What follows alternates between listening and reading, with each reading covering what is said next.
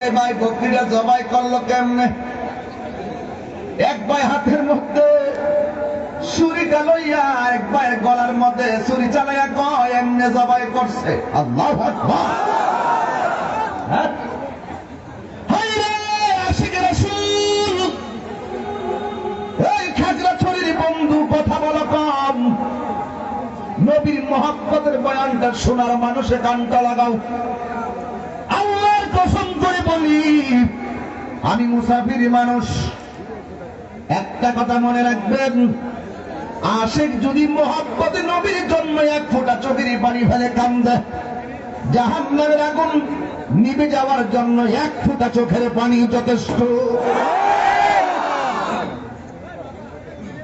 এই জন্য কথা বলবেন না, মনোযোগ নষ্ট করবেন না। কথা বললে মোনাজাত হয়ে যাবে।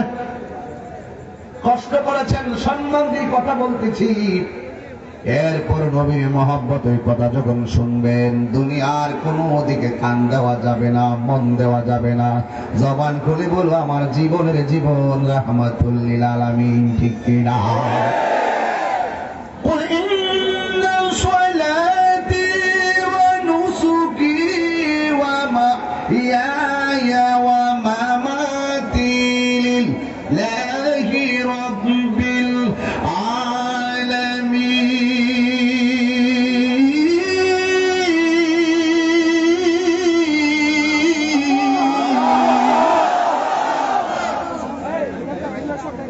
আমার জীবন, আমার মরণ, আমার কুরবানি, আমার নামাজ একমাত্র আল্লাহর সন্তুষ্টির জন্য।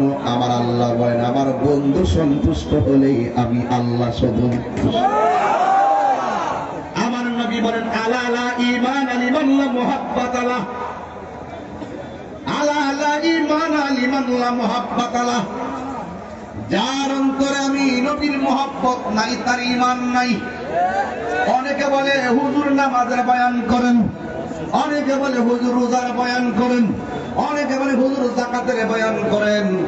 আমি কই আমি তো সব বয়ানে নামাজের কথা বলি, রোজার কথা বলি, হজের কথা বলি, মার খেদমতের কথা বলি, সব জায়গায় তো বলি। কিন্তু আপনারা এই কথাটা কেন বলেন? নবীর শান বলতেছি আপনি কোন নামাজের কথা কন, নবীর শান বলতেছে আপনি কোন রোজার কথা কন, নবীর মহব্বতের বয়ান করতেছে আপনি কোন হজের কথা কন, নবীর মহব্বতের বয়ান করতেছি আপনি কোন পর্দার কথা কন। কিন্তু আমি আপনার কাছে জানতে চাই, আমি আপনার কাছে বিবেকের কাছে প্রশ্ন রেখে দিয়ে যাই খাগড়াছড়িতে। আরে যারা যেই রসুলকে সন্তুষ্টি ভালো না বাসলে নামাজ কাজে আসে না, যেই নবীকে ভালো না বাসলে রোজা কাজে আসে না, ওই নবীকে ভালোবাসলে আমার আল্লাহ বলেন আমি তোমাদের গুনাহ মাফ করে দিব। আমি যখন তেলাওয়াত করি আপনাদের কাছে কি খারাপ লাগে?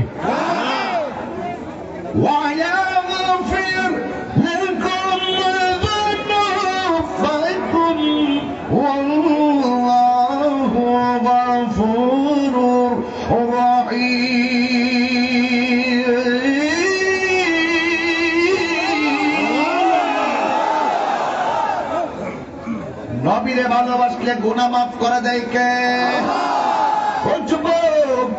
আল্লাহ রাব্বুল আলামিন এই পৃথিবীতে কিছুই বানাই নাই কিছু নাই। আমার আল্লাহর হাবিবকে প্রশ্ন করা হয়, ইয়া রাসূলুল্লাহ আমি আপনার যাবেন, সুবহানাল্লাহ, ও নবী গো আপনার নূরানি কদম মুবারকে আমার বাবাও কুরবান, মাও কুরবান।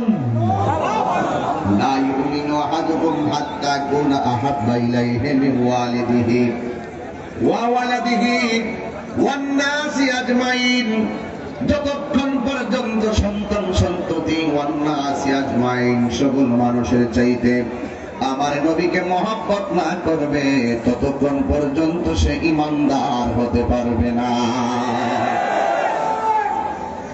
বাইরে কেমনে জবাই করেছো? ছাগলটা যেইভাবে জবাই করে এক ভাই আর এক ভাইয়ের গলায় ছুরি চালাইয়া জবাই শিখায়।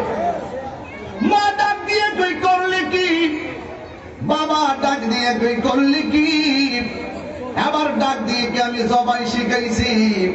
এবার ওই বাইটা উঁচু একটা জায়গা থেকে পইরা বাইটা মারা গেছে। ও খাগড়াছড়ির বন্ধু,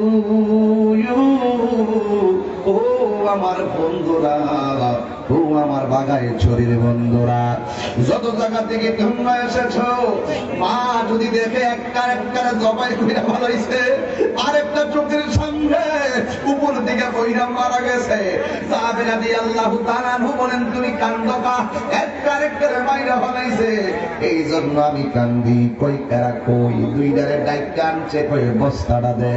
সালার একটা বস্তা লইয়া দুটারে বস্তার ভিতরে ঢুকাইয়া দিয়া যখন ঢুকাইছে, সাহাবী রাদিয়াল্লাহু তাআলা কই, শুনো, তুমি কান্না করো না।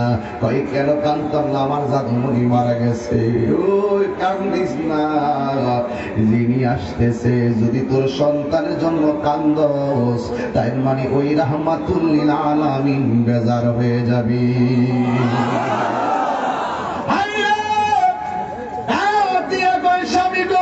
কেমনে মন মানাই,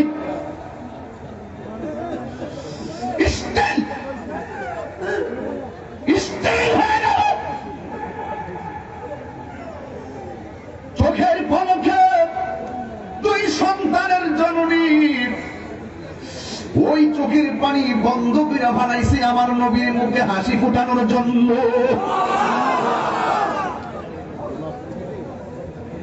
এই মুহূর্তে আমার নবী সাহাবী নিয়ে আসতেছেন, আর জাবের রাদিয়াল্লাহু তাআলা সন্তানটারে বস্তার ভিতরে ঢুকাইয়া দুইজনে বৈশা বৈশা কই কান্দো না, যিনি আসতেছেন সন্তানের চাইতে ওই লোকটাই ভালোবাসা বেশি পাওয়ার অধিকার। রাহমাতুল লিল আলামিন আসলেন, সুন্দর করে মাদুল বিছাইল, মাদুলের মধ্যে বসে গেল। ও জাবের ক্ষুধা লাগছে, খাওন দাও। রুটি বানাইছে আর বকরির গোশত রান্না করলো। নবী আমার গায়েবের খবর দেনেওয়ালা, দাওয়াত খেতে গেলেন নবী জাবেরেরই ঘরে। জাবেরেরই দুটি সন্তান গিয়েছিল মরে। ঠিক না বেঠি? পরে কি বলবো, আমি কোথায় থেকে কোথায় যাবে একটু খেয়াল করবেন। নবী আমার ডাক দিয়া বলে, যাবের খুব ক্ষুধা লাগছে, খাবার দাও। সুন্দর করে রুটি গোশত দিলেন নবীকে খাওয়ার জন্য। এবার আমার নবী আপনার জাবেরের চেহারা দিকে তাকায় রইল। হে আমার খাগড়াছড়ির বন্ধু, হাজার হাজার মানুষ জায়গা নাই, আমরা কাউকে টাকা দিয়ে আনি নাই, সবাই নবীর মহব্বতে মাফিয়ে এসেছেন।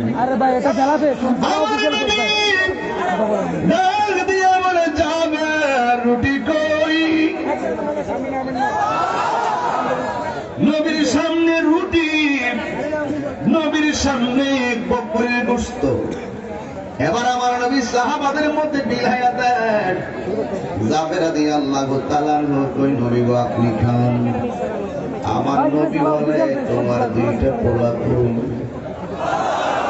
এই আওয়াজে মানে না, জোরে জোরে বলো সুবহানাল্লাহ। বাবা ডাক দিয়ে কই, নবী গো, নবী ওরা একটু দূরে আছে।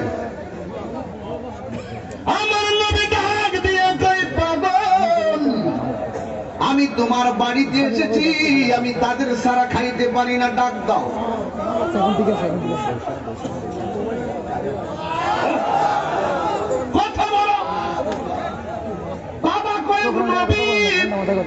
আমার সন্তান একটু দূরে আছে, আসলে তো দূরে, বস্তার ভিতরে। এমন হ্যাকপটপূর্ণ কথার উত্তর দিয়েছেন, যদি বলে মারা গেছে নবীর মন খারাপ হইতে পারে। নবী একটু দূরে আছে, আমার নবী বলে তাদেরকে বলো আসতে আমি নবীর সঙ্গে খাওয়ার জন্য। এখন জাবের অর্ডার দিছে কেডায়?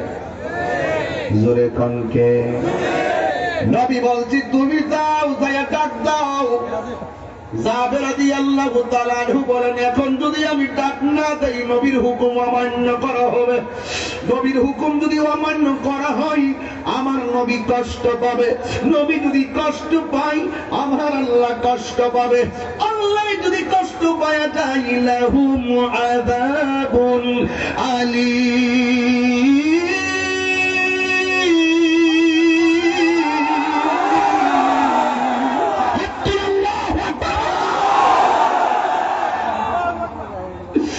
এবার যাদের রাদিয়াল্লাহু তাআলা আনহু বেশি লম্বা করব না, এই জন্য আমি ভূমিকায় আধা ঘন্টা সময় টানা ধরে যায় নাই, বয়ান শুরু করলাম।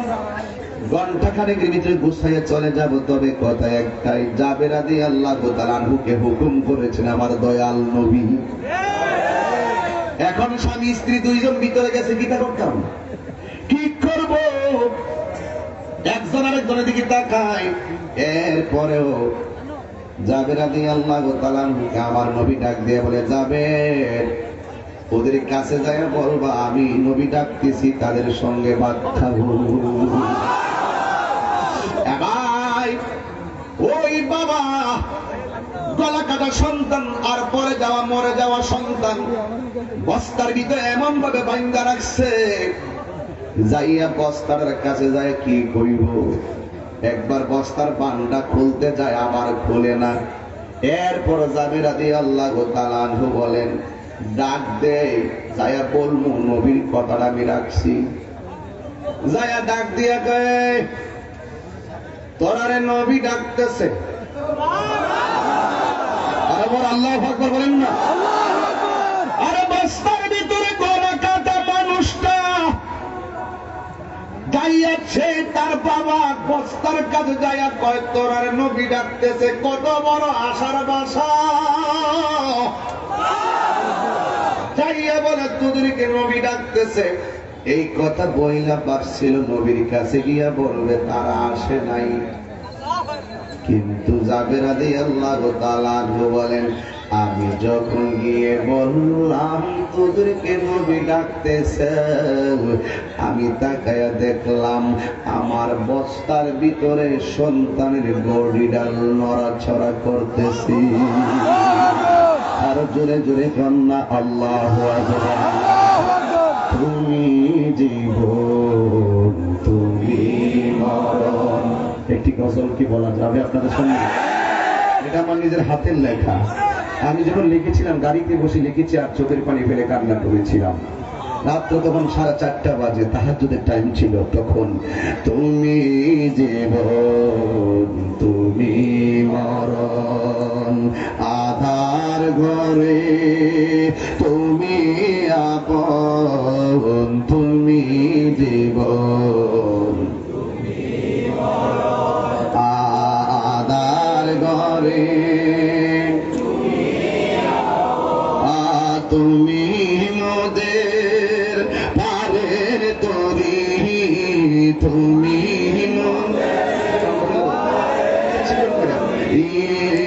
তুমি নিদানে তোরানে ওয়ালা ইয়া রাসূলুল্লাহ ইয়া হাবিবাল্লাহ ইয়া রাসূলুল্লাহ ইয়া হাবিবাল্লাহ ইয়া রাসূলুল্লাহ, তুমি মোদের আশার আলো, তাই তো তোমায় তুমি মোদের আশার আলো, তাই তো তোমায় আর হৃদয় নামের ফুলদানিতে, হৃদয় নামের ফুলদানিতে গেঁথে রেখেছি প্রেমের মালা, ইয়া রাসূলুল্লাহ ইয়া হাবিবাল্লাহ ইয়া রাসূলুল্লাহ ইয়া হাবিবাল্লাহ ইয়া রাসূলুল্লাহ বলো ইয়া রাসূলুল্লাহ ইয়া হাবিবাল্লাহ ইয়া রাসূলুল্লাহ। জোরে সোরে কে আল্লাহু আকবার বলা যাবে না? এই নবীর কথা বলার পরে দুইটা সন্তান বস্তার ভিতরে নড়াচড়া করে, এবার বাঁধনটা খুইলা দেয়। দুইটা ছেলে আস্তে আস্তে করে বস্তা থেকে বের হয়ে আমার নবীর সামনে যাইয়া বলে লাব্বাইক ইয়া রাসূলুল্লাহ। আল্লাহু আকবার। ওই জাবের সেই জাবের নবীরে খুশি করতে যাইয়া মরা পুলাইরে বস্তার ভিতরে লুকায়া রাখে, চোখের পানি ফালাই না নবীরে খুশি করার জন্য। ওই জাবের ডাক দিয়ে ইয়া রাসূলুল্লাহ, নবী গো আপনার নূরানি কদম মুবারকে আমার বাবা কুরবান, মা কুরবান। এখান থেকে আমি বয়ানটা জাবের কাছে গেছিলাম বোঝার জন্য। বাবারা এ কুরবানি দে, মারও দে, ওই দিক দিয়া পোলারও দে। সুবহানাল্লাহ কইবেন না? ওয়ান্নাসি আজমাইন, সব মানুষের চাইতে নবীকে ভালোবাসার নামই হলো ঈমান। নবীকে ভালোবাসে যারা 5 ওয়াক্ত নামাজ পড়ে তারা। কথা বলেন ঠিক কিনা? নবীকে ভালোবাসে যারা রোজা রাখে তারা, নবীকে ভালোবাসে যারা পর্দা করে তারা। এই জন্য যুবক, যার ভালোবাসা ছাড়া আল্লাহ পাওয়া যায় না। এই জন্য জাবের রাদিয়াল্লাহু তাআলা আনহু আমার নবীরে প্রশ্ন করেন, ইয়া রাসূলুল্লাহ, নবীজি আমি আপনার কাছে জানতে চাই, যখন আমার আল্লাহ কিছুই বানাই নাই তখন কি বানাইছে? আমার নবী বলে নূরা নাবিয়্যিকা মিন নূরিহি, আল্লাহ রাব্বুল আলামিন সর্বপ্রথম আমি নবীর নূর মুবারক বানাইছি। ওয়ালাম ইয়াকুন ফি যালিকাল ওয়াক্ত লাউহুন ওয়ালা কলামুন, আল্লাহ যখন আমার নূর বানাইছে তখন লৌহ ছিল না, কলম ছিল না, আসমান ছিল না, জমিন ছিল না, তারকা ছিল না, চন্দ্র ছিল না, সূর্য ছিল না, ফেরেশতা ছিল না, জিন ছিল না, মালাকুল ফেরেশতা ছিল না, কোনো কিছুই ছিল না। তখন ছিলাম আমি রহমাতুল লিল আলামিন। আল্লাহ বলে, বন্ধু যেখানে আমি আল্লাহর জিকির চলবে সেখানে আপনার নবীর শানও চলবে। আজানে নবীর নাম আছে না নাই? যেখানে আছে শাহাদু আল্লাহ ইলাহা ইল্লাল্লাহ,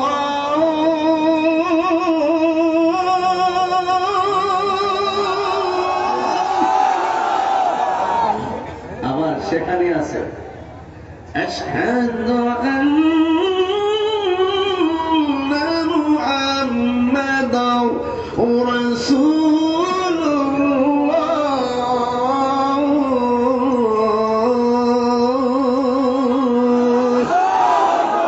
যেখানে আল্লাহর নাম সেখানে নবীর নাম আছে না নাই? এই জন্য কথাগুলো কেন এখান থেকে বলতেছি তার একটা কারণ আছে। কেন বলতেছি তার একটা কারণ আছে। যার কেউ নাই তার কে আছে? এখানে আমি বাড়ি থেকে কি লাঠি ছোটা নিয়ে আসছি? তাই যে কথাগুলো বলতেছি, তাহিরি গায়ের জোরে কথা বলে না, তাহিরি দলিলের জোরে কথা বলে। এমন প্রমাণ বাংলাদেশে আছে না নাই? এই জন্য আমার নবীকে আল্লাহ প্রথম বানাইয়া একটা গাছের মাঝখানে একটা রহমতের নূর ফুল, এখানে আমার নবীর নূর মুবারক রাখলেন। ওই গাছের নাম হলো শাজরাতুল ইয়াকিন। ওই গাছের মধ্যে 4টা ডাল আছে। সুবহানাল্লাহ কয় না? ভাই নারায়ণ একটু হাকিকতের ওয়াজ করতে চেষ্টা করতেছি, অসুবিধা হবে আপনাদের? কারণ কেন বলতেছি তার একটা কারণ আছে। কারণ আমাদের সমাজে এই কথাগুলো এখন উঠে যাচ্ছে। এই যে তাত্ত্বিক গবেষণাটা হাকিকতের উপরে নাই, এই জিনিসগুলো আগে ছিল। তখন তরিকত তাসাউফের উপরে মানুষের একটা দক্ষতা ছিল, আর মানুষ কথা যখন বলতো সত্য কথা বলতো। এখন মোবাইল নামক গজব এসে মানুষের নৈতিকতা হারিয়ে যাচ্ছে। কেন বলছি? ওই যে গুগলে সার্চ দিয়ে দেখবেন যে কোনো বক্তব্য আপনি পেয়ে যাবেন। এই বক্তব্যগুলো ম্যাক্সিমাম পথভ্রষ্টদের মাধ্যমে লেখা হয়। এগুলো পরে পরে অনেক সমাজ গুমরা হয়ে যাচ্ছে। যদি প্রমাণ চান প্রমাণ দিতে পারব, কিন্তু একটাই কথা, ইসলাম শান্তির ধর্ম। আজকে আমি যে মিটিং করেছি, ইসকনের যিনি চিফ তিনি ছিলেন, বৌদ্ধদের যিনি, খ্রিস্টানদের যিনি, হিন্দুদের যিনি, এবং আমাদের অনেক উলামায়ে কেরাম ছিল। ওই উলামায়ে কেরামদের বক্তাদের মধ্যে শুধু আমি বক্তব্য দিয়েছি। এবং আজকে তো ডিবিসি নিউজ, আজকে দেখবেন ডিবিসিতে নিউজটা হয়েছিল। আমি বলেছিলাম, কি বলেছিলাম মেয়র সাহেব? কষ্ট হচ্ছে? একটু সমস্যা আমাকে বলবেন, আপনি তো প্রতিনিধি। যদি কোনো সমস্যা হয় বলবেন যে হুজুর এটা বললেন না, এটা আমরা এলাকায় চলে না। কাহিনী বসলে চলে না শব্দটা নাই।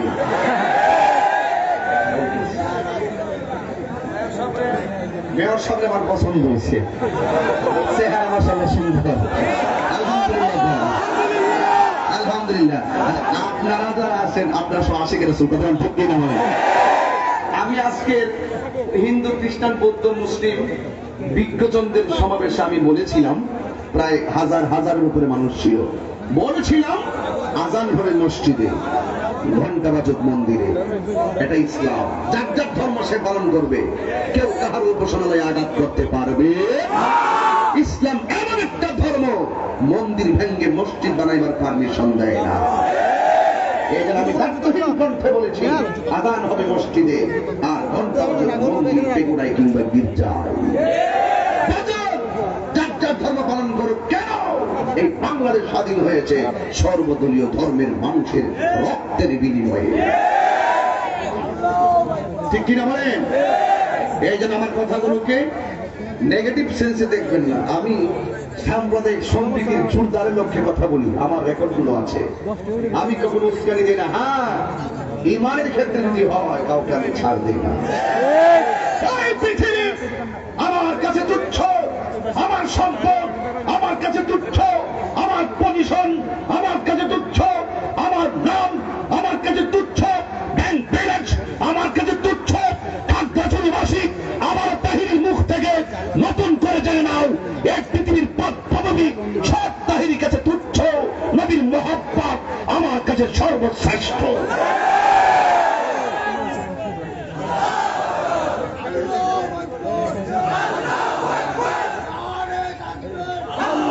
আল্লাহু আকবার জোরে বলেন। এই কথা কেন বলছি? কারণ আমার নবী হলো রহমাতাল লিল আলামিন। একটা শিরোনাম দেখলেন, পবিত্র ঈদে মিলাদুন নবী। নবী ছিলেন এমন রহমত, তিনি শুধু মুসলমানদের নবী ছিলেন না, তিনি শুধু মুসলমানদের জন্য রহমত নয়, গোটা জাহানের জন্য রহমত। ওয়ামা আরসালনাকা ইল্লা রাহমাতাল লিল আলামিন। এই দিকটা আল্লাহর ক্ষেত্রে আল্লাহ বললেন, আলহামদুলিল্লাহি রাব্বিল আলামিন। আমি আল্লাহ হলাম সকল জাহানের রব, আর আমার নবী হলো সকল জাহানের রহমত।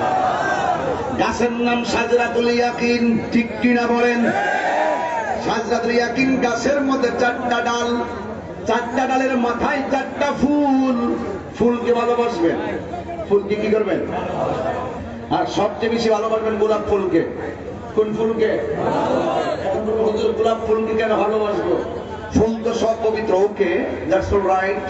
গোলাপ ফুলকে ভালোবাসবেন এই জন্য, আমার নবী যখন মেরাজ থেকে দুনিয়াতে আসছেন, আসার পরে নবীর কদম মুবারকটা রাখার সাথে সাথেই নবীর কপাল মুবারক থেকে একটা পসিনা মুবারকের ফোঁটা জমিনে পড়েছে।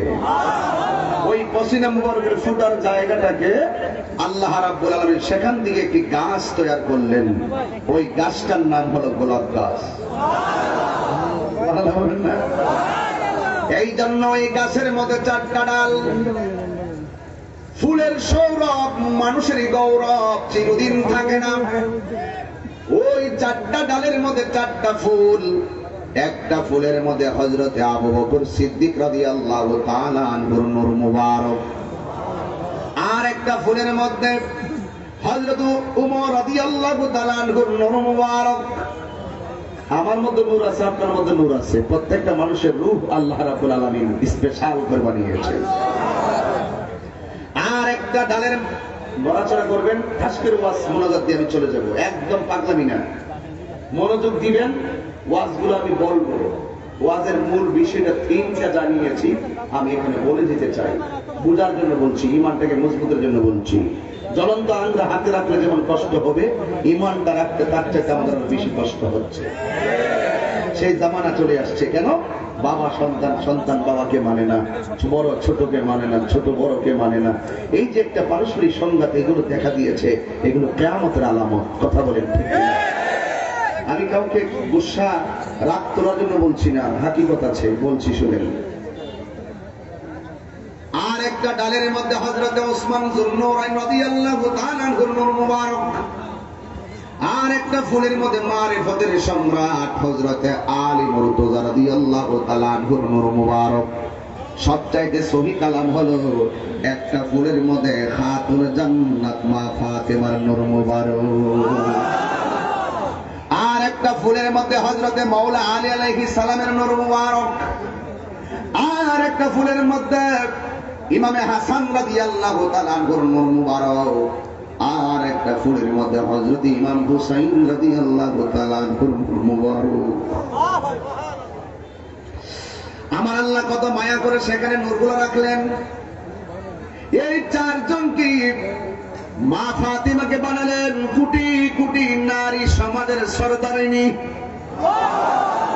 আবার হাসান হুসাইন রাদিয়াল্লাহু তাআলা আনহুকে বানালেন কোটি কোটি যুবকদের সরদার, আবার মাওলা আলী রাদিয়াল্লাহু তাআলা আনহুকেও জান্নাতের সরদার বানালেন। আমার নবী হলো জান্নাতের মালিক, আল্লাহ হলো জান্নাতের খালেক। এখন বলবেন হুজুর, নবীর যে মালিক বলছেন শিরিক হয়ে যাবে।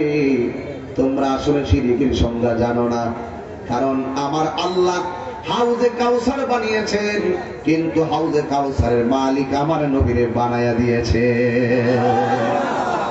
ইন্না আ'তাইনাকাল কাউসার ফাসাল্লি লিরাব্বিকা ওয়ানহার ইন্না শানিআকা হুয়াল আবতার। আল্লাহ বলেন, নিশ্চয়ই আমি আপনাকে হাউজে কাউসার দান করেছি। হাউজে কাউসার কি জিনিস জানেননি? যেই নদীর পানির ঢেউ যখন উঠবে, এই ঢেউগুলো আমার আল্লাহ মনি মুক্তা দিয়া বানাইছে। ওই হাউজে কাউসারের দুইটা পার আছে। আমার দেশের নদীর পার হয় মাটি দিয়ে, আর হাউজে কাউসার নদীর পার আমার আল্লাহ বানাইছে স্বর্ণ দিয়া। ওই নদীর নিচে যে মাটিগুলো আছে, আমার দেশের মাটির মধ্যে দুর্গন্ধ করে, বেলে মাটি, পলি মাটি, এঁটেল মাটি, দোআঁশ মাটি গন্ধ করে।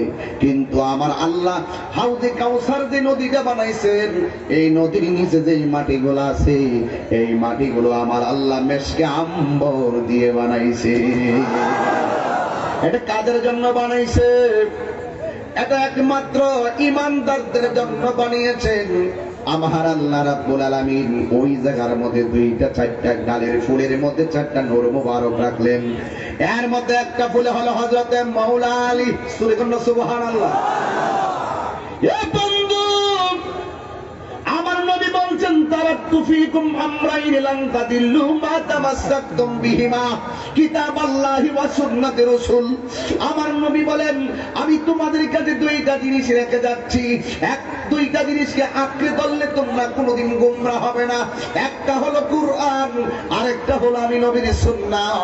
আর একটা হাদিসে আমার নবী বলেছেন, আমি তোমাদের কাছে দুইটা জিনিস রেখে যাচ্ছি, এই দুইটা জিনিসকে যদি আঁকড়ে ধরে রাখো, খাগড়াছড়িবাসী, এই যদি দুইটা জিনিসকে আঁকড়ে ধরে রাখো, তাইলে জীবনে তোমরা গোমরাহ হবে না, পথভ্রষ্ট হবে না। সেই দুইটা কি জিনিস জানোনি? একটা হলো কুরআন, আর একটা হলো আহলে বাইত। আরো বড় করে কন্যা সুবহানাল্লাহ। এই জন্য আমি এখানে টান দিছি, ইমান পরীক্ষার যুগ চলতেছে। আজকে আমরা সুন্নাহর কথা বলি, আরেক দল হাদিসের কথা বলে। আমরা হাদিস মানি না, আমরা সুন্নাহ মানি। কথা কোন ঠিক কিনা? আমার নবী এই কথা বলে না, আমি রেখে যাচ্ছি কিতাব আল্লাহ ওয়াল হাদিস। আমার নবীকে আমার সুন্নাহ রেখে যাচ্ছি। এই জন্য যুবক ভাইরা মৌলা আলী দিয়ে ওয়াইনটা শুরু করলাম। আমার মৌলা আলী হলো বেলায়েতের সম্রাট, জোরে কোন সুবহানাল্লাহ। আর আমার নবী বলেছেন আল বেলায়াতু জিল্লুন নবুওয়াত, বেলায়েত হলো নবুয়তের ছায়া মোবারক। এই লোকটা যেই জায়গায় চলাফেরা করে সুলেমান শাহ বেলতলি দরবারের, আরে যেখানে পাগলগুলো যায় আল্লাহর ওলি দরবারে গেলে মুর্দা কলব জিন্দা হয়ে যায়। মাল্লাহুল মাওলা ফালাহুল কুল, তুমি আল্লাহর হয়ে যাও, সারা পৃথিবী তোমার হয়ে যাবে। ঠিক কিনা বলেন? এই জন্য আমার যুবক ভাইরা, ওই মৌলা আলীর আম্মাদের নাম ছিল ফাতেমা। জোরে কোন কি ছিল? এখন বলেন তাহিরি হুজুর, মৌলা আলী রাদিয়াল্লাহু তাআলা আনহুর স্ত্রীর নাম শুনেছি সারা জীবন, খাতুনে জান্নাত ফাতেমা। এখন বললেন মৌলা আলীর আম্মার নাম ফাতেমা। জি, এই ছেলে আশ্চর্য তো, এখানে জায়গা নাই, তোমরা এখানে এসে ডাকাডাকি করতেছো, আশ্চর্য ব্যাপার। হ্যাঁ শহীদ ভাই, কি এত বড় জায়গা জায়গা হয় না, কোথায় দিবেন জায়গা? আপনি তো কিনে আনবেন, শহীদ পাগলা তো বুঝতে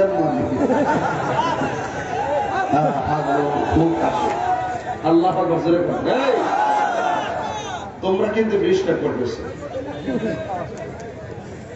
আমি চাইছিলাম একটু গভীরভাবে কথা বলবো, রাত্র বেশি হওয়ার পরে দিতেছি জিকির দিতাম না, আর জিকির লেগে তো পাগল আমার রিডিং করে ছেড়ে দিতে মন করবে না। এই জিকিরটা যখন ডিজে করে মনে ছেড়ে দেন, আমি করতাম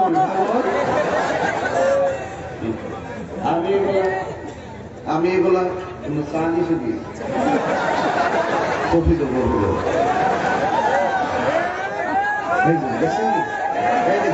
কি অবস্থা, এটি আইসিএল লেগে। এরপরে ঘরে গেলে দেখবেন, কালকে দেখবেন ফেসবুকে আমার গালি দিব, বংশ মাদার হোজারি কত কথা কইব, আমার দেখলে সেলফিটা তুলবে লেগে ভাগ হয়ে যাবে। ঠিক নিয়ম। আমি কিছু বলি না, গান বলি না কেন, পিছনের লোকে কি বলে সেটা শোনার সময় তো লাগে, কথা কোন ঠিক কিনা? আমাকে তো অনেক দূর যেতে হবে, সেই জায়গায় আমি হাঁটতেছি, আল্লাহ যেন কবুল করবো না। আমি তোমরা কি আসলে কথা বলবা? এই যে বক্সের কাছে যারা দাঁড়িয়েছে, তোমরা কথা বলবা? ওই পিছনে যারা কথা বলে আমার কানে কিন্তু আওয়াজটা আসে না। তোমরা আমার কাছে আসছো, তোমাদের কথাটা আমার কানে আসে। আমার একটা অভ্যাস আছে, মানুষ উঠলে আর কথা বললে আমার ওয়াজ করতে ভালো লাগে না, এটা আমার অভ্যাস। গতকাল আমি মনে হয় 60-70 লোক নিয়ে ওয়াজ করলাম, মেমন শুনি। এরা আমার বললো, ওসি মহোদয় আমার ওয়ার পাশে বসা ছিল, উনি বললেন এবং থানা থেকে বললেন যে এই ময়মনসিংহ শেরপুর ইতিহাসে এত মানুষ কেউ দেখে নাই। তো আমি যেখানে যাই সেখানে আজকে হাজার হাজার লোক আসছেন, রাত্র বাজে কয়টা দেখেন না, 1:11 পর গড়ি নষ্ট।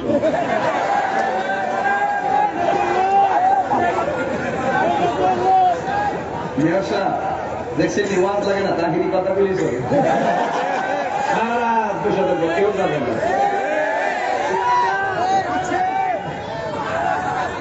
কি খারাপ লাগতেছে? কষ্ট হইতেছে আপনাদের?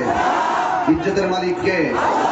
আচ্ছা, আমি যে আপনাদের সঙ্গে মনের মাধুরীতে মিশে কথা বলি, এটা কি আমার অপরাধ? এই জন্য তো আমার ওয়াজে ম্যাক্সিমাম কি বুড়ো মানুষ না জোয়ান মানুষ? খুশি।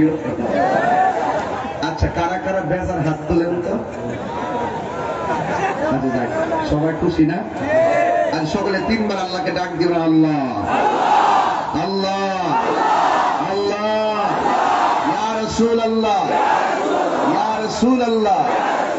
যেই কথা বলতে চেয়েছিলাম, আমি মাঝে মাঝে একটু ডানে বামে গিয়েছিলাম শুধু ওই ছেলেটার কারণে। ও এখানে দাঁড়িয়ে সুন্দর করে কথা বলতেছে, ওর বিবি যদি থাকতো যে আমার পাশে, আমার মা বন্ধু ওয়াজ শুনতেছে, এদের কথার কারণে তাদের ডিস্টার্ব হতে। এই যে তোমার মা বোন আছে, তাদেরকে তোমাদের থেকে একটু মুক্ত রাখো, একটু একটু সেভে রাখো, তোমরা সেখানে ধাক্কাধাক্কি করো না। কথা বলেন ঠিক কিনা বলেন? মৌলা আলী রাদিয়াল্লাহু তাআলা আম্মার নামটা কি বলছিলাম?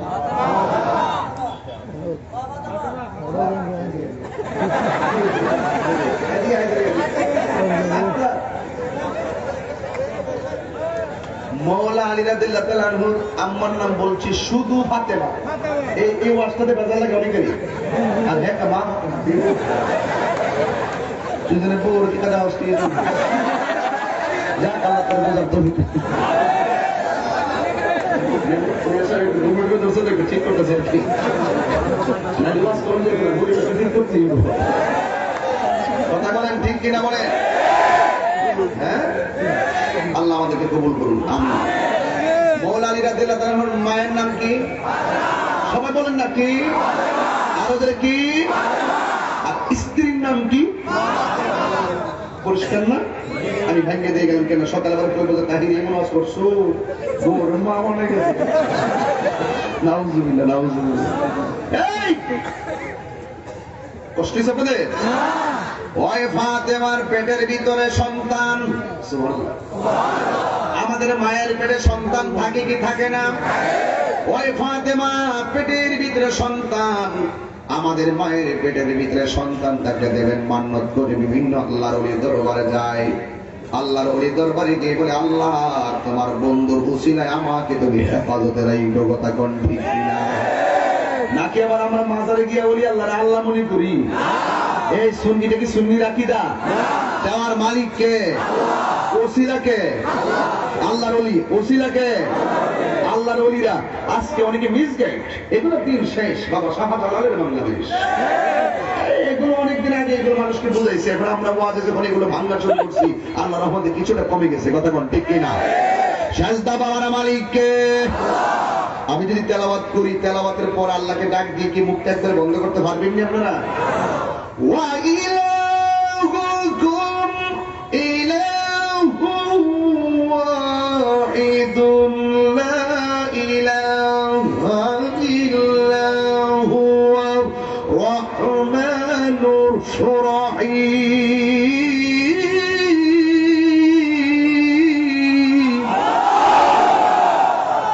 সাজদা পাওয়ার মালিক কে? আল্লাহ। কয়জন? ওই ফাতেমার পেটের ভিতরে সন্তান জবান খুলে বলেন দিয়েছে কে? সন্তান দেওয়ার মালিক কে? ওই ফাতেমা সন্তান পেটে নিয়ে একটা ইচ্ছা করলেন, আমি আমার সন্তানটারে নিয়ে অন্য কোথাও যাব না, আমি আমার সন্তানটারে নিয়ে খানে কাবা ধরে আমি একটু তাওয়াফ করতে যাব। খানা কাবার মধ্যে তাওয়াফ করলে মন জুড়াই কি জুড়াই না?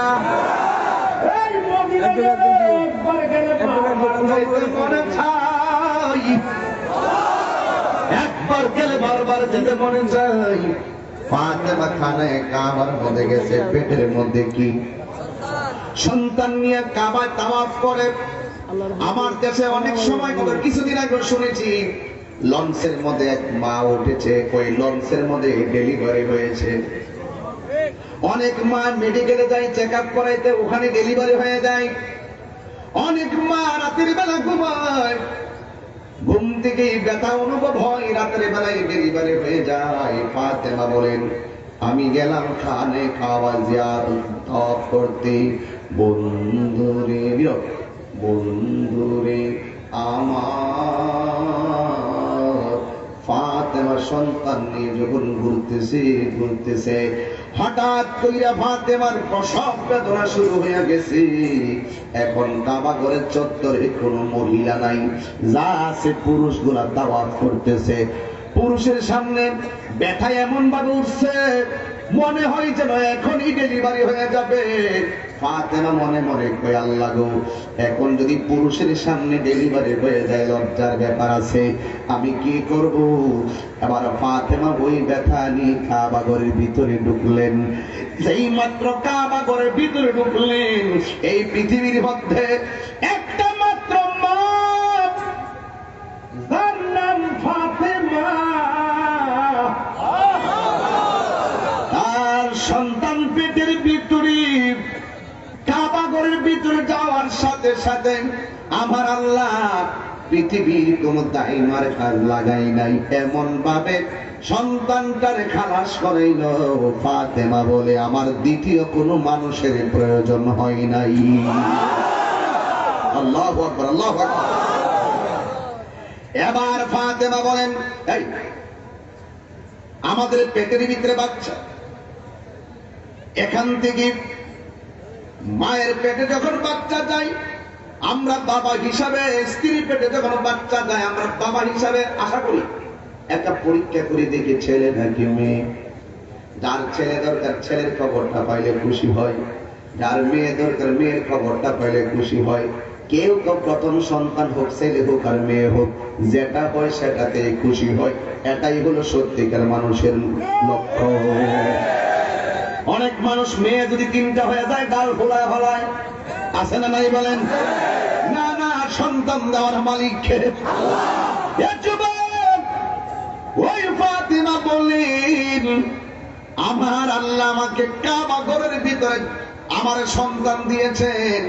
আমি দুনিয়ার বড় সৌভাগ্যবতী একজন মা, কিন্তু আমার ছেলে পাই আমি খুশি, আল্লাহ রহমত পাই আমি খুশি। ও বন্ধুরে, ও খাগড়াছড়ির বন্ধুরা, এবার ফাতেমা বলে, আমি তিনটা কারণে আমার মনে বড় কষ্ট।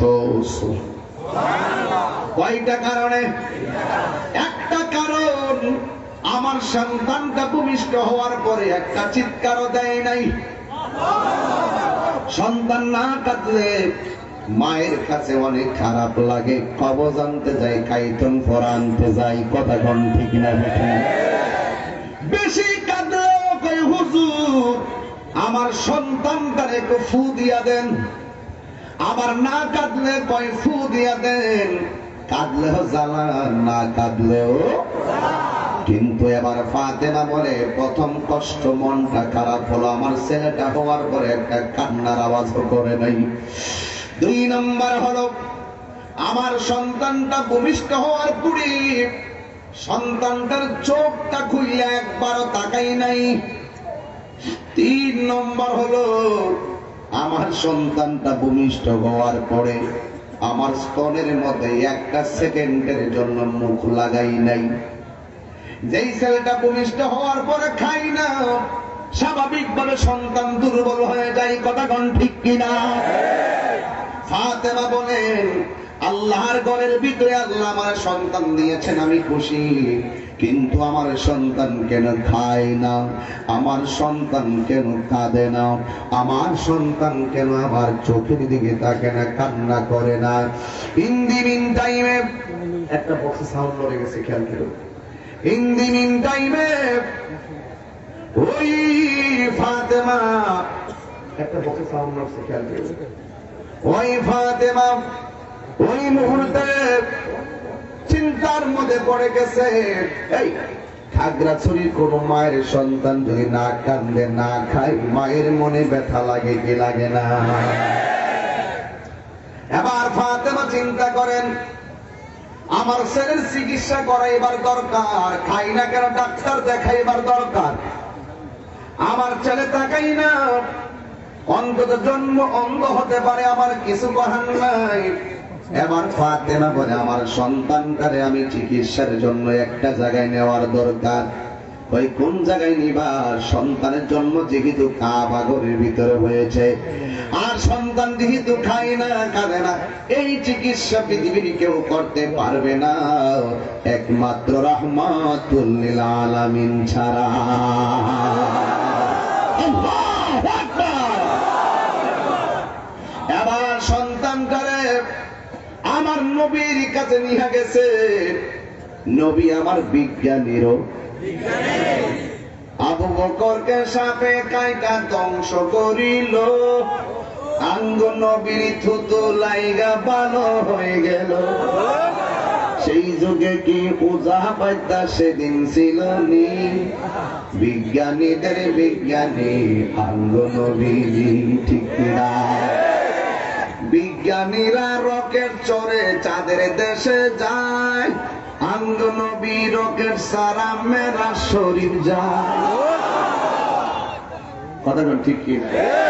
বিজ্ঞানীরা রকেট চড়ে চাঁদের দেশে যায়, আঙ্গ নবী রকেট সারা মেরা শরীর যায়। সেই যুগে কি রকেট বিমান সেদিন ছিল নি? বিজ্ঞানীদের বিজ্ঞানী আঙ্গ নবীজি, জোরে জোরে কি সুবহানাল্লাহ বলেন। এ বন্ধুরি, আমার নবীর কাছে নিয়ে গেল, যাইয়া ডাক দিয়ে কই, নবী গো, ও মায়ের নবীজি, আমার সন্তান আল্লাহ কাবা ঘরের ভিতরে দিয়েছে, কিন্তু আমার সন্তানের সমস্যা কয়টা? কয়টা? 1 নম্বর খায় না, 2 নম্বর তাকায় না, 3 নম্বরে কান্না করে না, কথা বলে না, আওয়াজ করে না। এখন আমার নবী আবার কেমন ট্রিটমেন্ট করে, তোমার কোনটা খুব জরুরি? ইয়া রাসূলুল্লাহ, ইয়া হাবিবাল্লাহ, নবীজি, ও মায়ার নবী গো, আমার সন্তান চোখে না দেখো, আমার সন্তান কান্না না করো, খাইতো যদি তাইলে জান্না বাঁচত। জোরে বলেন কার মন? মায়ের মন। জোরে কোন কার মন? পশু পাখি জানার আগে আগে জানে মায়, ঠিক কিনা বলে? এই যুবক মা ডাক দিয়া কয়, ইয়া রাসূলুল্লাহ, নবী গো, যদি খাইতো জানটা বাঁচত, বাঁচলে বড় হইতো, চলাফেরা করতো। এবার কেমন সন্তান দেখেন, আমার নবী সন্তানটারে এমন ভাবে কোলে নিলেন। কোলে নেওয়ার পরে যেই ছেলেটা ভূমিষ্ঠ হওয়ার পরে ওই মায়ের স্তনের মধ্যে 1 সেকেন্ডের জন্য মুখ লাগাই নাই, আমার নবী সন্তানটারে কোলের মধ্যে নিয়া নিজের জিহ্বা মুবারকটা যখন ছোট বাচ্চার পেটের মুখের ভিতরে ঢুকায়া দিছে গো, ওই ফাতেমা বলেন, আল্লাহর কসম, আল্লাহর কসম, আল্লাহর কসম, আমি তাকে দেখেছি, যেই সন্তান আমার স্তনের মধ্যে মুখ লাগাই না, ওই সন্তানটা যেই মাত্র আমার নবীর জিহ্বা মুবারকটা পাইল, ফিটারের মতন টাইনা টাইনা কি জানেন মারফতের রস খাওয়া শুরু করে দিল।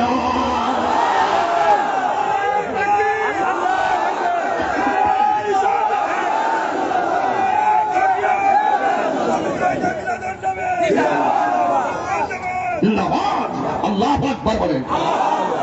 এই জন্যই তো আমার নবী কয়, আনা মাদিনাতুল ইলমে ওয়া আলিয়ুন বাবুহা, আমি নবী হইলাম ইলমের শহর, আর আলী হলো সেই শহরের দরজা। সুবহানাল্লাহ। এবার মায়ের মন ডাক দিয়ে কয়, নবী গো, আমার সন্তান খায় না, জিহ্বা দিয়ে মারফতের রস খাওয়া শুরু করে দিয়েছে। এবার আমার নবী বলেন, নাও তোমার সন্তান লইয়া যাও, নাও তোমার সন্তান লইয়া যাও। এখন তো মায়ের মন মানে না রে, মানে না। কেমন মানে না? আমার বাড়িতে গত শুক্রবারে আমার এক চাচাতো ভাই ঢাকা থেকে আসছে, আমার ধরছে, দইরা ডাক দিয়া কয়, ও গিয়াসউদ্দিন রে, আমার মেয়েটা অসুস্থ। আমি যে গাইলাম সমস্যা কি? কয় 2টা কিডনি নষ্ট হইয়া গেছে, বাংলাদেশে বহু চেষ্টা করছি, কিডনি মিলাইতে পারি নাই, লাস্টে একটা কিডনি মিলাইছি মাদ্রাজ থেকে, আর একটা কিডনি সমস্যা। জিগাইলাম ওইটা কি হবে? এবার কোথাও খুঁজে পাই না। এবার ভাইটা ডাক দিয়ে কয়, তোর বাবি কইছে বাকি আরেকটা কিডনি তার থেকে সন্তানদের দিয়ে দিব। এটা হলো মায়ের মন, এটা হলো মায়ের মন। আইরে, তোর যদি কিডনি লাগে মা কিডনি দেয়, তোর যদি রোগ হয় মায়ের সম্পদ বিক্রি করে, তোর যদি রোগ হয় মার 40 বছর আগের বিয়ের প্রথম গয়নাগুলো বিক্রি করে ফেলায়, ঠিক কিনা বলে? আর তোর উপরে কি গজব পড়ছে, মায়ের কোমর ব্যথা নিয়ে শোয়া দিকে দাঁড়াইতে পারে না, তুই মারে 200 টাকাও দেস না প্যারাসিটামল খাওয়ার জন্য। মা তোর কাছে কোনোদিন 10,000 টাকা চাইব না। আমার বয়সের কথা আমি বলি, আমার মা জীবনে আমার কাছে 10,000 টাকা চায় নাই, আমি লক্ষ লক্ষ টাকা দিয়েছি, কিন্তু মা চায় না। সন্তানটার কাছে টাকা থাকলে মা আরো খুশি হয়, মা আরো খুশি হয়, মা আরো খুশি হয়। এই জন্য যুবক, মায়ের মনের কথা বলছিলাম, এখন নির্ভয়া গেল কেন? এখন কথা বলো না কেন? বুঝছি কেউ বুঝে আমি তাহিরের মতন বাবারে হারায়া ফেলাইছো, বুঝছি কেউ বুঝি তার মারে হারাইছো, ও বুঝছি কেউ বুঝি মারে বড় কষ্ট দাও। মাটাকে একটা ভাঙ্গা গরিব, তুই খাগড়াছড়িতে 2 তলা বিল্ডিং এ থাকস। আল্লাহর কসম করে বলি, মায়ের মন কেমন দেখ। মার নিজের কিডনিটা মেয়ের জন্য দিয়া দিছে। ফাতেমা কয়, নবী গো, আমার সন্তানটা খাইব, আমার সন্তানটা খাইব, কিন্তু কোন মায়ের দুধ পান করতেছে এই সন্তানটা চোখ দিয়ে দেখবে না। ও নবী, নবী গো, যে আল্লাহ পৃথিবীতে পাঠাইলো আমার সন্তানটার কাবা ঘরের ভিতরে, যে সন্তানটাকে আল্লাহ কাবা ঘরের ভিতরে দিল, এই ঘরটা আমার জাদুমনির চোখে দেখবে না। আমি মায়ের মনে মানে না। নবী গো, আমার আল্লাহ এত সুন্দর পৃথিবীটা বানাইলো, আমার জাদুমনিটা পৃথিবীর আলো বাতাসটা অনুভব করবে, চোখে দেখবে না, এটা আমি মায়ের মন মানে না। নবী গো, যদি আমার পোলার চোখের চিকিৎসাটা করতে, আমার নবী, আপনার নবী রহমাতুল লিল আলামিন, বাচ্চাটারে কুলের মধ্যে লইয়া শুধু মাত্র চোখের দিকে নবীর নূরানি নজর মুবারকটা রাখছে। ওই ফাতেমা বলেন, আল্লাহর কসম, আমি তাকে দেখলাম যে এই সন্তান ভূমিষ্ঠ হওয়ার পরে কাবা ঘরের চিত্র দেখে নাই, আমি মায়ের চেহারা দেখে নাই, দুনিয়ার আলো বাতাস দেখে নাই। নবী তাকাইতে দেরি, ডাগর ডাগর চোখ কইরা আমার জাদুমণি আমার নবীর নূরানির চোখের দিকে তাকাইতে আর দেরি করে না।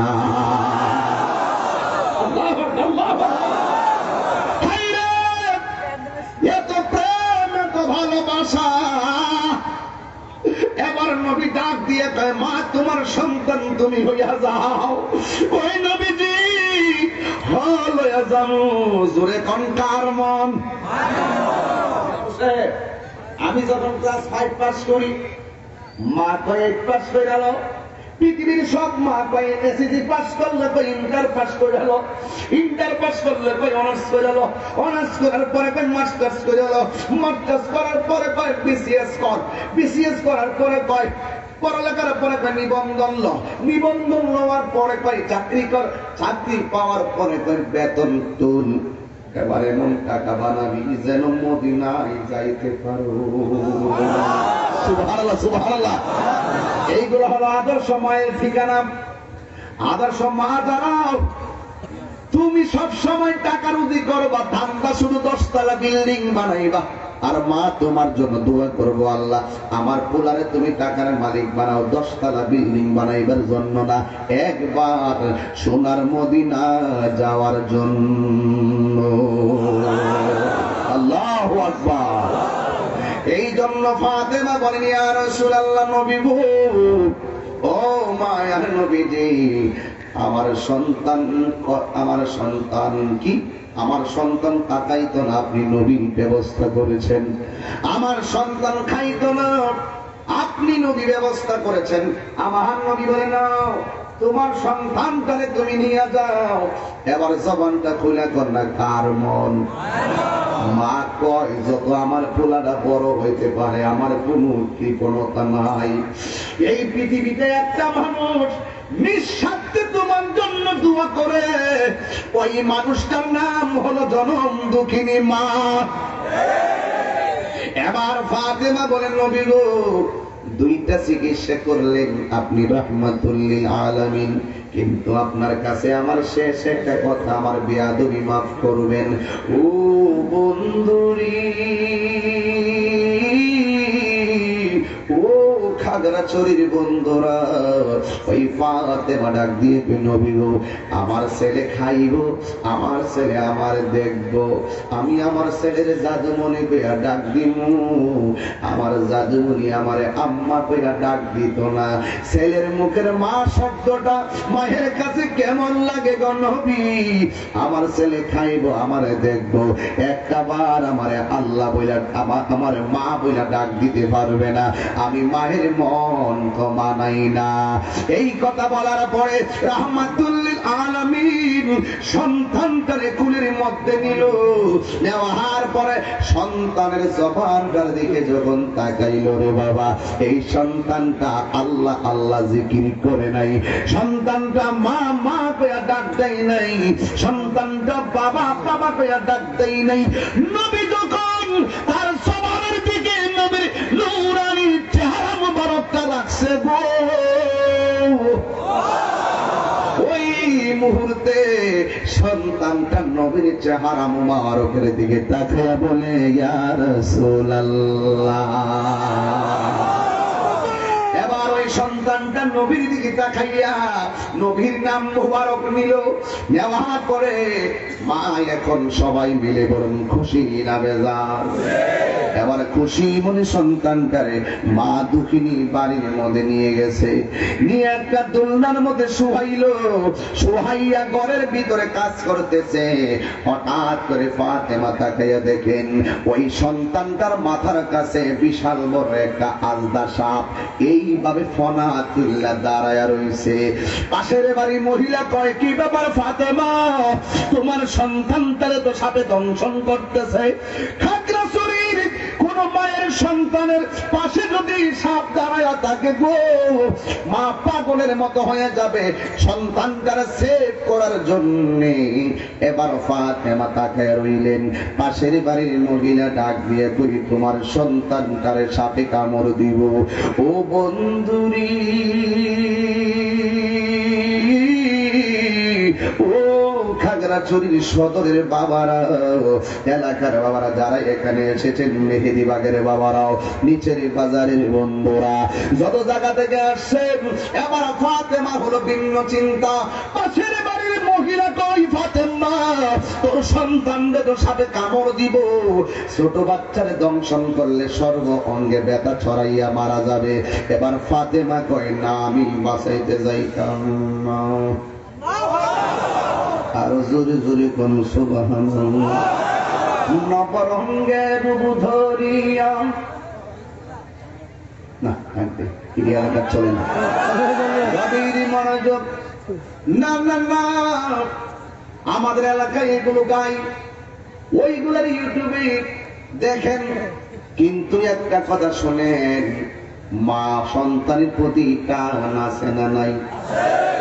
এখানে যেই মা সন্তানটারে চিকিৎসা লাইয়া পাগল হয়ে গেছে, এই সন্তানটার মাথার কাছে একটা আলদা সাপ ফোনা তুলে দাঁড়ায় রয়েছে। এই জায়গায় আমার মা কোনো কথা বলে না। এবার পাশের বাড়ির মহিলা কয়, ফাতেমা তোমার সন্তানটার মাথার উপরে সাপ, তুমি কেন প্রতিরোধ করো না? এবার ফাতেমা দেখবে না, আমি করতাম না, কারণ যেই সন্তানের জন্ম হয় খাওয়াই, যেই সন্তানে প্রথম আমার নবীর থুতু মুবারকের রস খাই, যেই সন্তানের প্রথম দেখা হয় রাহমাতুল লিল আলামিনের চেহারা মুবারক, যেই সন্তানের প্রথম স্লোগান হলো ইয়া রাসূলুল্লাহ, এই সন্তানকে আমি বাঁচাইতাম যাইতাম কি লেগে? বাঁচানোর মালিক জবান খুলে বলুন কে? আর জোরে জোরে কোন কে? মদিনা মদিনা আসে মুমিনের ঠিকানা, বলো না মদিনা মদিনা আসে মুমিনের ঠিকানা। দিদার চেয়ে কাঁদো তোমরা, দিদার চেয়ে নবীর দেওয়ানা মদিনা আসে গো মুমিন। এই তোমার মাদ্রাসা ছাত্র না? আরে তোমার মতো এই বেটা এদিকে শ্বাস না। আমি তাহিরিও এমন ছোটবেলায় আমার জীবনে আমি বক্তা আইনি দৌড়ায় ওয়াজ শুনতাম বেশি।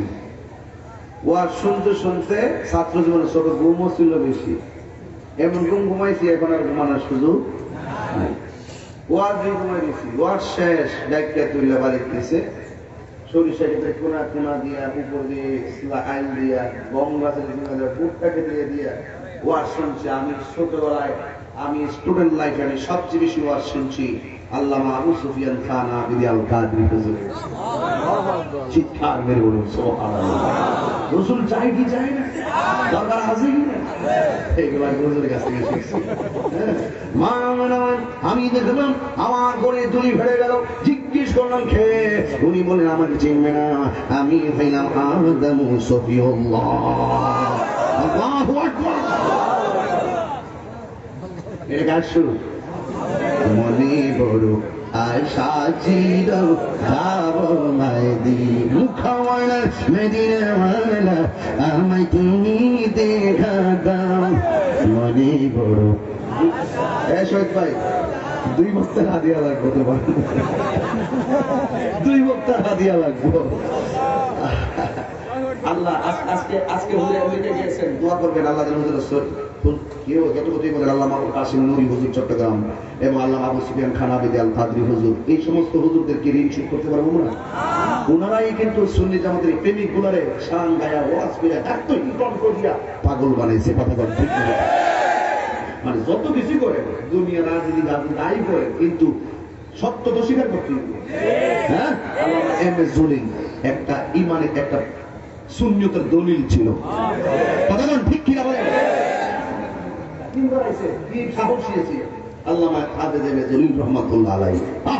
আল্লাহ পাক হুজুরকে জান্নাতের, আপনার মনে কষ্ট আছে ওই খোলা পান্ডে বুঝলাম, খোলা পান্ডে এই মাদ্রাসার খোলা, এই ছেলে তোমরা বসো, তোমরা তো আগে বসবা, এরপরে না স্কুলের ছেলেরা বসবে। কথা কোন ঠিক কিনা?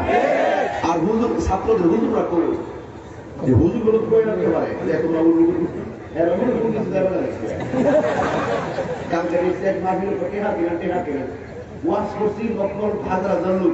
কিন্তু যেই মাত্র টাকাটা তুলে দিন যে একসাথে বহুত লোক উঠে গেছে।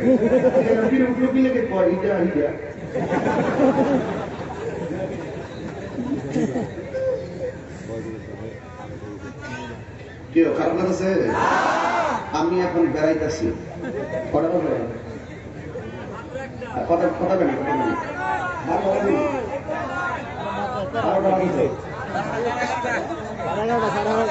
আচ্ছা 12 তাইলে এখন আমি বেড়াইতেছি শহীদ বাড়িতে, এখন বেড়াইতেছি কিরে 12টার পরে আমার দাওয়াত করছে কয় তারিখ? 31 তারিখ না?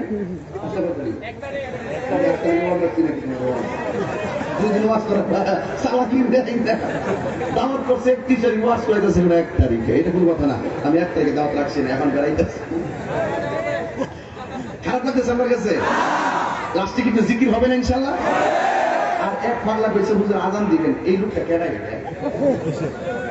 আস্তে না, আস্তে শোনো শোনো শোনো। আরে বলছি তোমরা যে পাগল আল্লাহ। আমি কি বলছিলাম? মদিনা মদিনা আশিক মুমিনের, এই গজলটা গাইছে আমার ভাই আউলুল্লাহ আশিক নবী। কেউ আশিক নবীর আশিকের রাসূল, কথা কোন ঠিক নেই?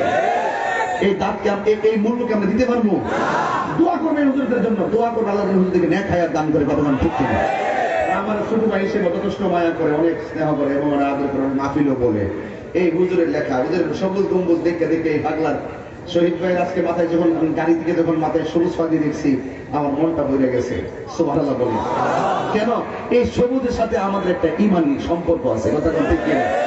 এই জন্য এই আল্লামা হাফেজ ওয়ালিউল্লাহ আশিক হুজুর এই সবুজ গম্বুজ দিয়ে তাকায় তাকায় গজল লেখে। যেরকম সুবহানাল্লাহ। এবার তাহলে আমার স্বামী কি হাত তুলা বলতে পারবেন আমার সবাই গজলটা? মদিনা মদিনা, সবাই হাত উঠে নেই, একটু দাও। আহা দিদার চেয়ে কাগো তোমরা, দিদার তোমরা মদিনা ঠিকানা বলো না মদিনা মদিনা জালালুদ্দিন সুয়ুতি ৭৫ বার দেখল নবীজি জালালুদ্দিন সুয়ুতি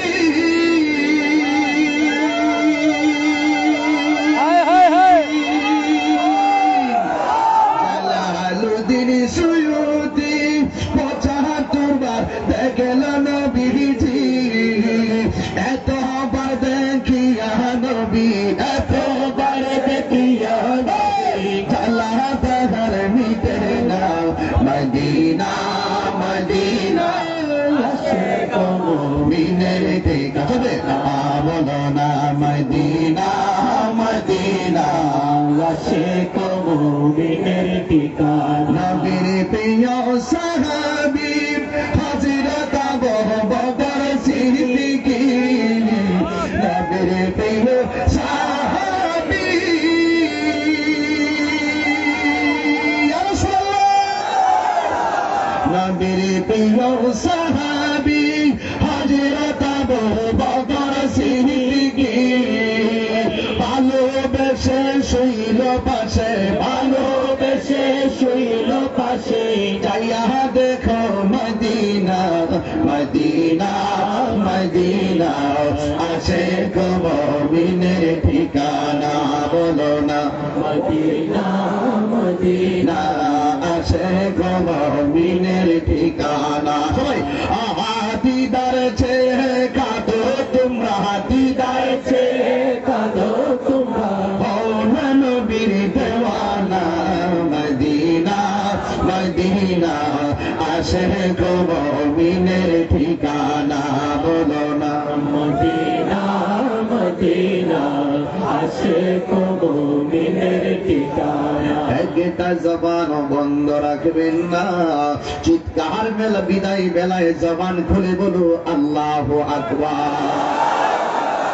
এ বন্ধুরি ও খাগড়াছড়ির বন্ধুরা জুড়ে বলেন কার মন আর জোরে বলো কার মন ওই মা বলে আমি কিছুই করব না যেই সন্তানের জন্ম হয় খানে কাবায় যেই সন্তান জীবনের চোখের দেখা হলো রাহমাতুল লিল আলামিনের নূরানি বদন মুবারক যেই সন্তান জীবনের প্রথম খাবার নবীর রস মুবারক যেই সন্তানের প্রথম স্লোগান হলো ইয়া রাসূলুল্লাহ আমি সন্তানকে বাঁচাইবার জন্য কিছু করব না জবান খুলে বলেন বাঁচানোর মালিককে এবার মহিলারা জমে গেছে ফাতেমা তাকে দেখতেছে ছোট একটা বাচ্চা পিছন দিকে হাতটা বাড়াইয়া সাপের মাথার গালের মধ্যে হাতটা ধরলেন দইরা এমন জোরে আশ্রানো শুরু করলো আশ্রাইতে আশ্রাইতে সাপটারে মায়েরা ফালাইছে এবার ফাতেমা বলেন আমার ছোট সন্তান এত বিষধর সাপটারে দইরা মায়েরা ফালাইছে আজকে থেকে আমার সন্তানের নাম আল্লাহ রাখছে আলী আর আমি ফাতেমা আমার সন্তানের নাম রাখলাম হায়দারি সুন্নিরা দলিল ছাড়া কথা বলে না অনেকে বলে না রে হায়দারি ইয়া আলী এই স্লোগানটা পাইলাম কোথায় আমারও তো নাম আসল নাম হলো জসিমউদ্দিন ডাক নাম হলো গিয়াসউদ্দিন আর উপনাম আমার লকব হলো তাহিরি এই যে এগুলো লিখেছি প্রত্যেকটা মানুষের একটি ফান্ডামেন্টাল অ্যাড্রেস আছে কিন্তু মওলা আলীর প্রথম নাম রেখেছেন স্বয়ং আমার আল্লাহ আর মওলা আলীর হায়দারি নামটা রেখেছেন তার জনম দুঃখিনী মা চিৎকার মেরে কোন সুবহানাল্লাহ মা সব করে অনেক নাম রাখে এই নামটারে বড় প্রাধান্য দিবেন এই জন্য যুবক ভাইরা এই সন্তানটা সাপ করে মাইরা ফলাইল এর নাম হলো মওলা আলী মওলা আলী মুশকিল কুশা এমন একজন আধ্যাত্মিক ব্যক্তি ছিলেন যার ব্যাপারে আমার নবী বলেছেন আনা মাদিনাতুল ইলমে ওয়া আলিয়ুন বাবুহা আমি নবী হইলাম ইলমের শহর আর সেই শহরের দরজা হলো মওলা আলী মওলা আলী এমন মওলা আলী যার ইবাদত যার রিয়াজত যার বিচক্ষণতা এমন ছিল, আমার নবী আপনার নবী বলেছেন, আলী যদি দুনিয়া থেকে বিদায় হয়ে যায়, রূহটা যদি আজরাইলে নিয়ে যায়, ওই মুহূর্তে যদি মৌলা আলী যদি ইচ্ছা করে তার বডিটা নামাজ পড়তে পড়তে এই বডিটার অঙ্গ প্রত্যঙ্গরে এমন কন্ট্রোল করেছেন, দেহের ভিতরে রুকুটা চলে গেল, রুকুর সময় রুকু দিবে, সেজদার সময় সেজদা দিবে। এই মুহূর্তে ওই আলী রাদিয়াল্লাহু তাআলা আনহু এমন তন মন একত্র করে নামাজ পড়তেন। এই যুবকের দলে এখন যদি বলি, কয়টা মানুষ তোমরা এশারের নামাজ পড়েছো? এখন বলবে, তাহিরি হুজুর সময় পাই নাই, নামাজ পড়তে পারি নাই। না না না, নামাজ ছাড়া কোনো পীরালি চলে না, নামাজ ছাড়া কোনো ফকিরালি চলে না, নামাজ ছাড়া কোনো দরবেশগিরি চলে না। কথা বলেন ঠিক কিনা? এই মাওলা আলীর পায়ের মধ্যে খামিওয়ালা একটা তীর ঢুকছে, ওই তীরটারে 12 জন মিল্লা টান দেয়। মাওলা আলী রাদিয়াল্লাহু তাআলা আনহু ডাক দিয়া বলে, আমার তীরটার দৈর না, আমার তীরটারে ছয়ো না, আমার কলিজাটা যেন বাগ বাগ হয়ে যায়। ওই মাওলা আলী তীরের ব্যথা সহ্য করতে পারে না, কিন্তু মাওলা আলী যখন নামাজে দাঁড়াইলো, 12 জন সাহাবী মিল্লা এমন জোরে তীরটারে টান দিছে, একেবারে পায়ের গোশতটা তীরের খাবির সঙ্গে বের হয়ে গেছে। মাওলা আলী সুন্দর করে নামাজ পড়ছে, যেই তীর মাওলা আলী খুলতে গেলে নামাজের আগে কই আমার দৈর না, কলিজা বাগ হয়ে যায়। ওই মাওলা আলী এখন নামাজে দাঁড়ায়, তীর খুলে কোনো খবর পাই না। নামাজ শেষ করলো, নামাজ শেষ কইরা যখন সালাম ফিরালেন, মাওলা আলী রাদিয়াল্লাহু তাআলা আনহু বলেন, কি ব্যাপার, আমার পায়ের তীরটা গেছে কই? সাহাবীরা ডাক দিয়া কই, দেখলে দেখ আলী কি বলে। আলী গো, আপনি নামাজে দাঁড়াইছেন, নামাজের ভিতর নামাজের আগে তো তিনি খুললে আপনি বলছেন কলিজা ছিদ্র হইয়া যায়। এই আমার বাবারা, আমরা তো নামাজ পড়ি, মশা কামড় দিলে নামাজ বিচ্ছিন্ন হয়ে যায়। আমরা তো নামাজ পড়ি, মুসল্লায় দাঁড়াই, মনটা বিলে পড়ে থাকে। না না, লা সালাতা ইল্লা বি হুজুরি কলব, হুজুরি কলব ছাড়া নামাজ হই না। এই দিক দিয়ে সুদ খাইতে খাইতে পেট বড় করবা, ওই দিক দিয়ে নামাজ পড়তে পড়তে কপালে দাগ ফালাইবা, তোমার মতন সুদ করে নামাজ কোনো কাজে আসবে না। এই সুদ করে আপনাদের এলাকায় নাই?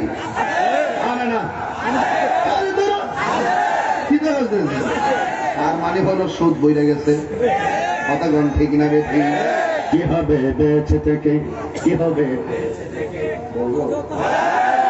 আচ্ছা, আমি যদি আজকে একটু ওয়াজটা হালকা একটু, মানে বেশি না, অল্প লম্বা করে শুরু দিব, আমার একটু লাইন দিয়ে তাইলে আমি সামনে যেতে পারবো। আচ্ছা ঠিক আছে, বলেন, কি হবে বেঁচে থেকে অযথা বিদ্যা শিখে যদি না গড়তে পারি সুদ মুক্ত সমাজটাকে? কি হবে বেঁচে থেকে অযথা বিদ্যা শিখে যদি না গড়তে পারি ঘুষ মুক্ত সমাজটাকে? ঠিক কিনা? কি হবে আলেম হয়ে, ইমাম সাহেব, বক্তা হয়ে, খতিব হয়ে সমাজেতে যদি না হক কথা উচ্চ সুরে না বলিতে?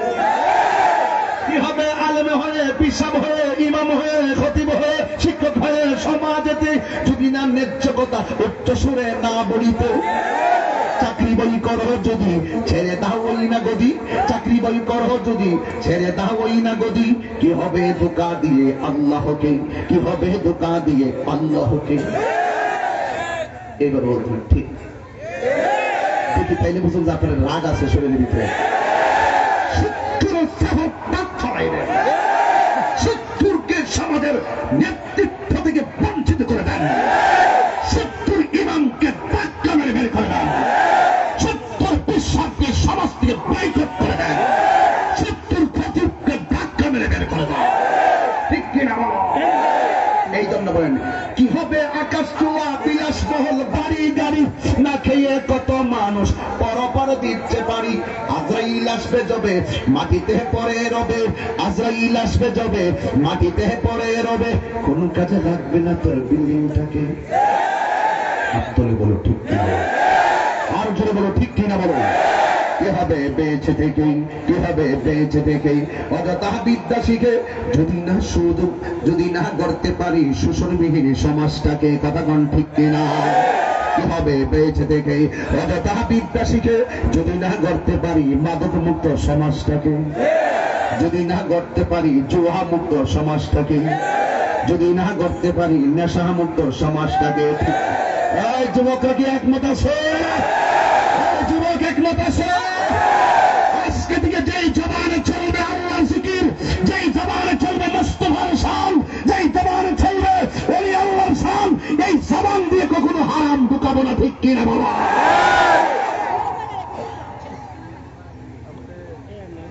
এই কথাগুলো দামি কথা, একটি ওয়াজের মূল কথা। হারামের মধ্যে কোনো আরাম, হারামের মধ্যে কোনো আরাম।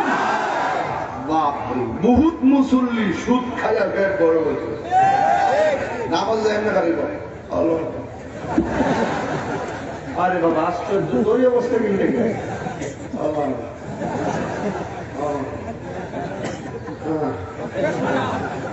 এরপরে আবার চেয়ার উপর সালাম করে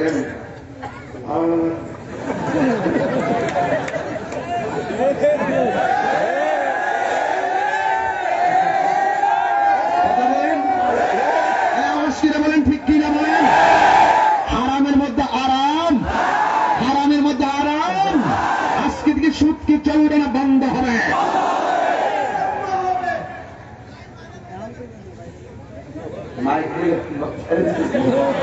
আর কি করতাম, মরছে মতো প্রতিদিনে চিন্তা লাগে। এরপরে তো পাবলিক তো মানে না, কবরে গেলে দেখো দাগ বিদায় হয়েছে। আচ্ছা, আরেকটা কথা বলে, আমরা দেশের ম্যাক্সিমাম মসজিদের সভাপতি সুদখোর।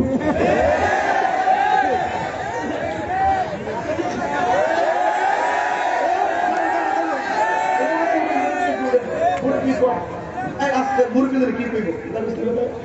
মসজিদের টাকা 500 খায়, মসজিদের টাকা ভাগ করে খায়, এরা কখনো সত্যিকার মুসলমান হতে পারে না। ধন্যবাদ দেওয়ার জন্য। এমন সুদখোরকে মসজিদের সভাপতি একবারে সুদখোররে মসজিদের সভাপতি বানানো যাবে না। একটা সুদখোর কোটি টাকার মালিক হতে পারে, আল্লাহর মসজিদে সভাপতি হওয়ার যোগ্যতা তার না। আপনার রাগ করলে করবে, মুসলিম নাই দাওয়াত করলে করবে, না করলে নাই। এখন সুদখোর সব লাইকা গেল, আমি তাহলে কিচ্ছুই। আমার ভাই সাইদুল ব্যারিস্টার সুমন ভাই অলরেডি সুদ যে সমস্ত কোম্পানি ব্যাংকিং আছে এগুলোর ব্যাপারে কিন্তু হাইকোর্ট এগ্রিড করছে। এটার ব্যাপারে নিয়ে কিন্তু বহুত প্রতিষ্ঠানকে কিন্তু জব্দ করছে। যখন দেখবেন উপেন আগে তো বলছে এই না, মানে আগে দেখি তো আমার 10,000 টাকা দেন, স্ট্যাম্প করো, ঠিক আছে, তুমি মাসে কত দিবা, মাসে কত। আগে কেউ জানতো না, এখন উপেন তো কত নিবি, 1 লাখ। আরে মানে 1 লাখ দেওয়া যায়, আর মাসে কত দিবি, এটা বানাই। এই যখন প্রকাশ্য, যখন হারাম, যখন আরাম হয়ে প্রকাশ্য, যখন রাস্তাঘাটে হারাম খাওয়া শুরু হয়েছে, তখনই আল্লাহ পাক বেজার হয়ে গেছে। করোনার ভাইরাস এমনি আসে নাই। আজকে থেকে ওয়াদা করা, এই মাহফিল থেকে আমরা কোনোদিন হারাম খাবো।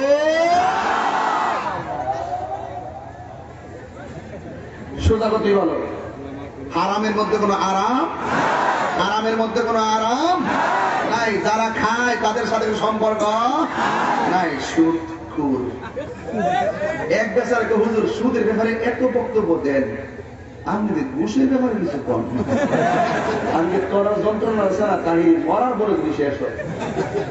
আর রাশি ওয়াল মুরতাশি কিলাহুমা ফিন্নার, যে পাথরে ঘুষ খাইব, যে ঘুষ দিব, দুটোই জাহান্নামের আগুনে জ্বলবে।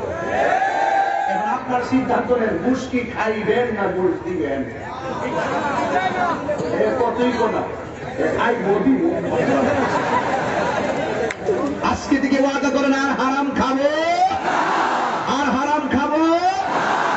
এই যে পোলাপান, ম্যাক্সিমাম পোলাপান এখন মোবাইলে আসক্ত, পাবজি আর ফ্রি ফায়ার, এগুলো কি চলবে না বন্ধ হবে? কার্টুন দেখো আর চলবে না। কার্টুন দেখলে চোখের পাওয়ার কমে যাবে, তোমার খাবার রুচিও নষ্ট হয়ে যাবে, ঠিক আছে?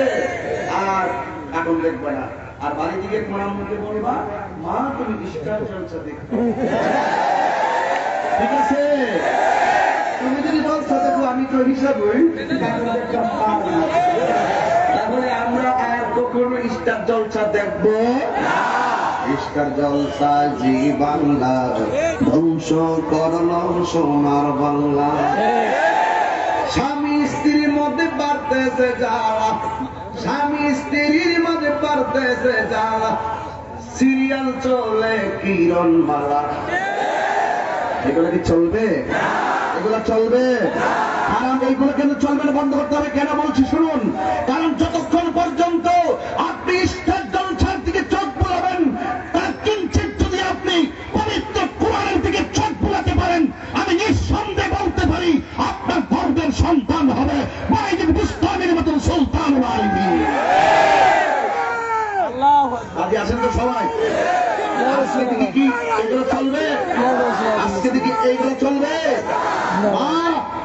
আপনার সন্তান বিপদে আরেকটা কারণ বলি, অবক্ষয়, সামাজিক অবক্ষয়। এই ছেলেগুলো মোবাইলে যেমন আসক্ত, দেখ বয়স কত হয়েছে আমাদের, কিন্তু সারা রাত মোবাইল টিপবে, ফজর নামাজ পড়বে না, 10টার পর ঘুম থেকে উঠবে, উঠার পরে আবার খাইলে খাইয়া আবার বাইরে যাবে, আবার হঠাৎ করে আসবে, লেখাপড়ায় মন বসে না, পড়ার টেবিলে মন বসে না, মা বাবার ডাক ভালো লাগে না, বাবার ডাক ভালো লাগে না, বোনকে ভালো লাগে না, পরিবারকে ভালো লাগে না। একটা কারণ আছে, এই ছেলেগুলো বেশিরভাগ এখন অনেকেই গোপনে গোপনে নেশার সঙ্গে জড়িত হয়ে গেছে।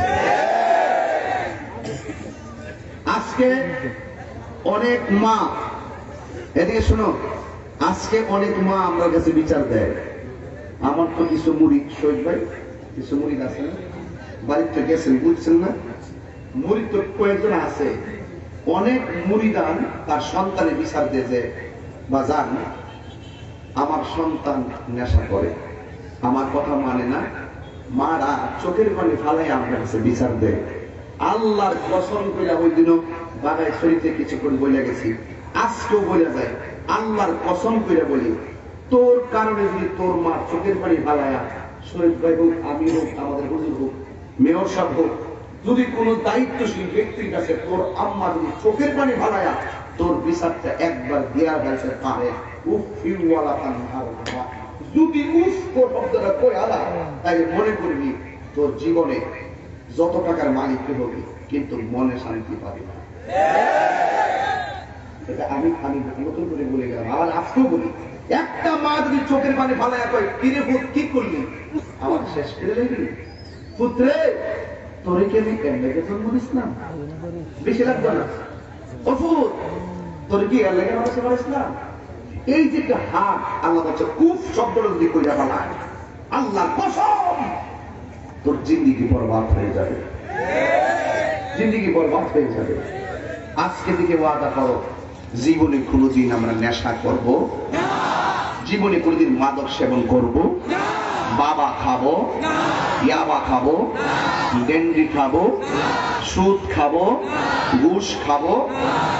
আমার মতন একটা পাগল ছেলে প্রতি মাহফিলে 10-12 মিনিট মার কথা বলি, বাপের কথা বলি, কেন জানেন? এই বাপ যদি শুনতো আজকে খাগড়া চলে আসছে, আমি আমার আব্বাই বলতো এমনে যাইবা হেমনে যাইবা, ওই এলাকাতে একজন বিশিষ্ট মুরব্বী ছিল, বিশিষ্ট একজন হুজুর ছিল, বিশ্বাস ছিল, এই নামগুলো আমার আব্বা কইতো, ওই আগের আমাদের যারা ছিল। এখন আমার আব্বা নাই, 2.5 বছর আগে একটা কাফন দিয়া নিজের হাতে নিয়ে শোয়ায় দিয়েছি, কিন্তু সেই আব্বা তো এখন নাই। আজকে আব্বার সালাম করে আসতে পারিনি, আজকে মারেও মা দুনিয়াতে থাকা অবস্থায়ও ওই যে ঢাকায় গেলাম, চলে আসছি। একটু আগে আমার ছোট ভাই আসছে, আমার আপন ছোট ভাই, সে চিটাগং ইউনিভার্সিটি থেকে অনার্স মাস্টার্স কমপ্লিট করেছে, আসছে, এবং আমার বাচ্চার মা বাবা আসছে আমার সাথে, আমার নিজস্ব একান্ত রক্ত রক্তের যারা তারাই আমার গাড়ির মধ্যে থাকে। কেন জানেন? আমার আম্মা বড় চিন্তা করে, অন্যের ছেলে থাকবে কখন কি করবে। আমার ড্রাইভারটাও আমার ভাতিজা, আমরা একবার রক্তের পোলাপান গুলো একসাথে গাড়ির মধ্যে চলি। কারণ এমন ভাবে চিন্তা করে, আমার মা এগুলো সেটিং দেয়, আমার বাবা এইভাবে পরামর্শ দিত, এই মানুষটারে যদি চোখের পানি বালায় কাঁদাও। আর তাহিরির সামনে আইসা মুরিদ হইয়া, ওই জন্য বাগায় চুরিতে করে জন্য মুরিদ করেছি। একটা কথাই বলছি, যদি মা বাবারে কষ্ট দাও, তাহিরির মাহফিলে শুনলে কোনো লাভ হবে? লাভ হবে ভাই? এই জন্য বলছি যুবক, শেষ কথা হলো, মা বাবার মনে কষ্ট দেওয়া যাবে না। কারণ কেন জানি? মা বাবা যদি কষ্ট পায়, আমার আল্লাহ কষ্ট পায়। কথা বলেন ঠিক কিনা? মা গো, তোমার মতো লই না কেহ, আমায় কুলে টানি। এদিকে দেখা। মা গো, তোমার মতো লই না কেহ, আমায় কুলে টানি। আঁচল দিয়ে মুছে নাকি, আঁচল দিয়ে মুছে নাকি আমার চোখের পানি। হায়রে মা জননী আমার, আমি কেমন করে দেব মাটি,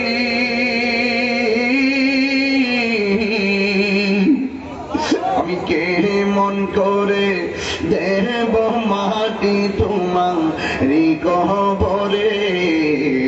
মা, তুমি আমার আগে যেও না গো মরে। মা, তুমি আমার আগে যেও না গো মরে। মা,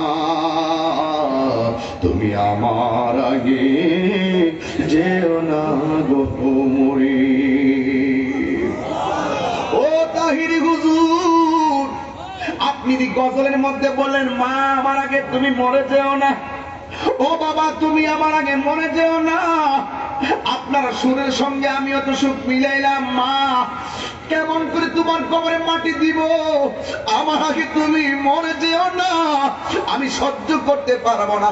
এই গজল গাইলাম আপনার সঙ্গে হুজুর, অথচ আমার মার তো আমি 10 বছর আগে মাটি দিয়ে কবরে শুয়াই দিয়েছি। ও হুজুর, আমার আম্মারে তো আমি 5 বছর আগে মাটিতে শুয়াই দিয়েছি। আমি এখন কি করব? মায়ের জন্য আমার ভালো লাগে না। জীবনে ভালো ভালো খাইতে যায়, মায়ের কথা মনে হয়ে যায়, বাবার কথা মনে হয়ে যায়। হুজুর, আমি কি করব? আমার মা আমার 10 মাস 10 দিন পেটে রাখছে। 10 মাস 10 দিন পেটে রাখার পরেও হানানো হালাওয়ানিন কত কষ্ট করলো। জীবনে অনেকবার মা প্লেট নিয়ে ভাত খাইতে বসছে, হঠাৎ করে প্লেট কারাইকা দিয়া কুনার মধ্যে বসে গেছে জাপ মাইরা। পাশের বাড়ি মহিলা জিজ্ঞাসা করে, খাও না কেন? ওই দিন আবার আম্মা কইছে, আমার মুখের মধ্যে রুচি নাই তাই ভাত খাই নাই। তোর কষ্টের বিচার পৃথিবীর কাউরে দেয় নাই। রাতের বেলা ঘুমাইছে, হঠাৎ কইরা চোখের পানি ফালায় কান্দে। বাবা জিজ্ঞাসা, তুমি সজাগ কেন, ঘুমাও না কেন? মা বলছে, আমার চোখে ঘুম আসে না, অথচ আমি মার পেটে দেখে লাথি মাইরা মার ঘুম ভাঙ্গা দিছি। মায়ের কষ্টের বিচার পৃথিবীর কাউরে, মায়ের কষ্টের বিচার পৃথিবীর কাউরে দেই না। কি ওই বাবার ওয়াজ করিয়া? আরে আমার টাকা দিয়ে আমি কি করব? আমার ওয়াজ দিয়া কি হবে? আমার মা যদি কষ্ট পায়। এই ওয়াজ গুলা আম্মা বাড়িতে শুনে শুনে কান্দে, অথচ আমার আম্মা জীবনে বলতে পারবে না যে মারে কষ্ট দিছি, বলতে পারবে না। এত দোয়া, এত ভালোবাসা। ও যুবক, তোর মা রাতের বেলায় তুই লাঠি মাইরা ঘুম মাংস কাউরে বিচার দেই নাই। আবার তুই যখন ঘরের মধ্যে ডেলিভারির সময় মার পেটের মধ্যে লাথি মারছিলি বারবার, মা তখন বলছিল, সখিনা, সন্তান পেটে নেওয়া যদি এত কষ্ট জানতাম, কোনদিন পেটের মধ্যে সন্তান নিতাম না। বিজ্ঞান বলে, চিকিৎসকরা বলে, মায়ের প্রসবের সময় এমন ব্যথা হয়, মানুষ যতটুকু ব্যথা পাইলে মারা যায়, এর চাইতে অনেক গুণ বেশি মায়ের প্রসবের সময় ব্যথা হয়। কিন্তু আমার মা সেই ব্যথাটা সহ্য করে, সেই মা ব্যথাটা সহ্য করিল, বেহুশ হইয়া বিছানার ভিতরে শুইয়া আল্লাহর কাছে ডাক দিয়ে কইেন তো, বিছানায় পইরা থাকে গো,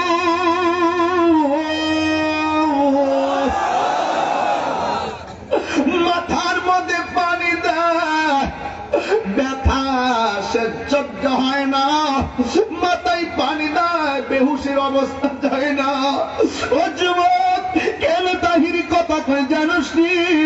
এই মানুষটার দোয়া থাকলে তুমি জিরো থেকে হিরো হইয়া যাইবা, আল্লাহ তোমার প্রতি রাজি হইয়া যাইব।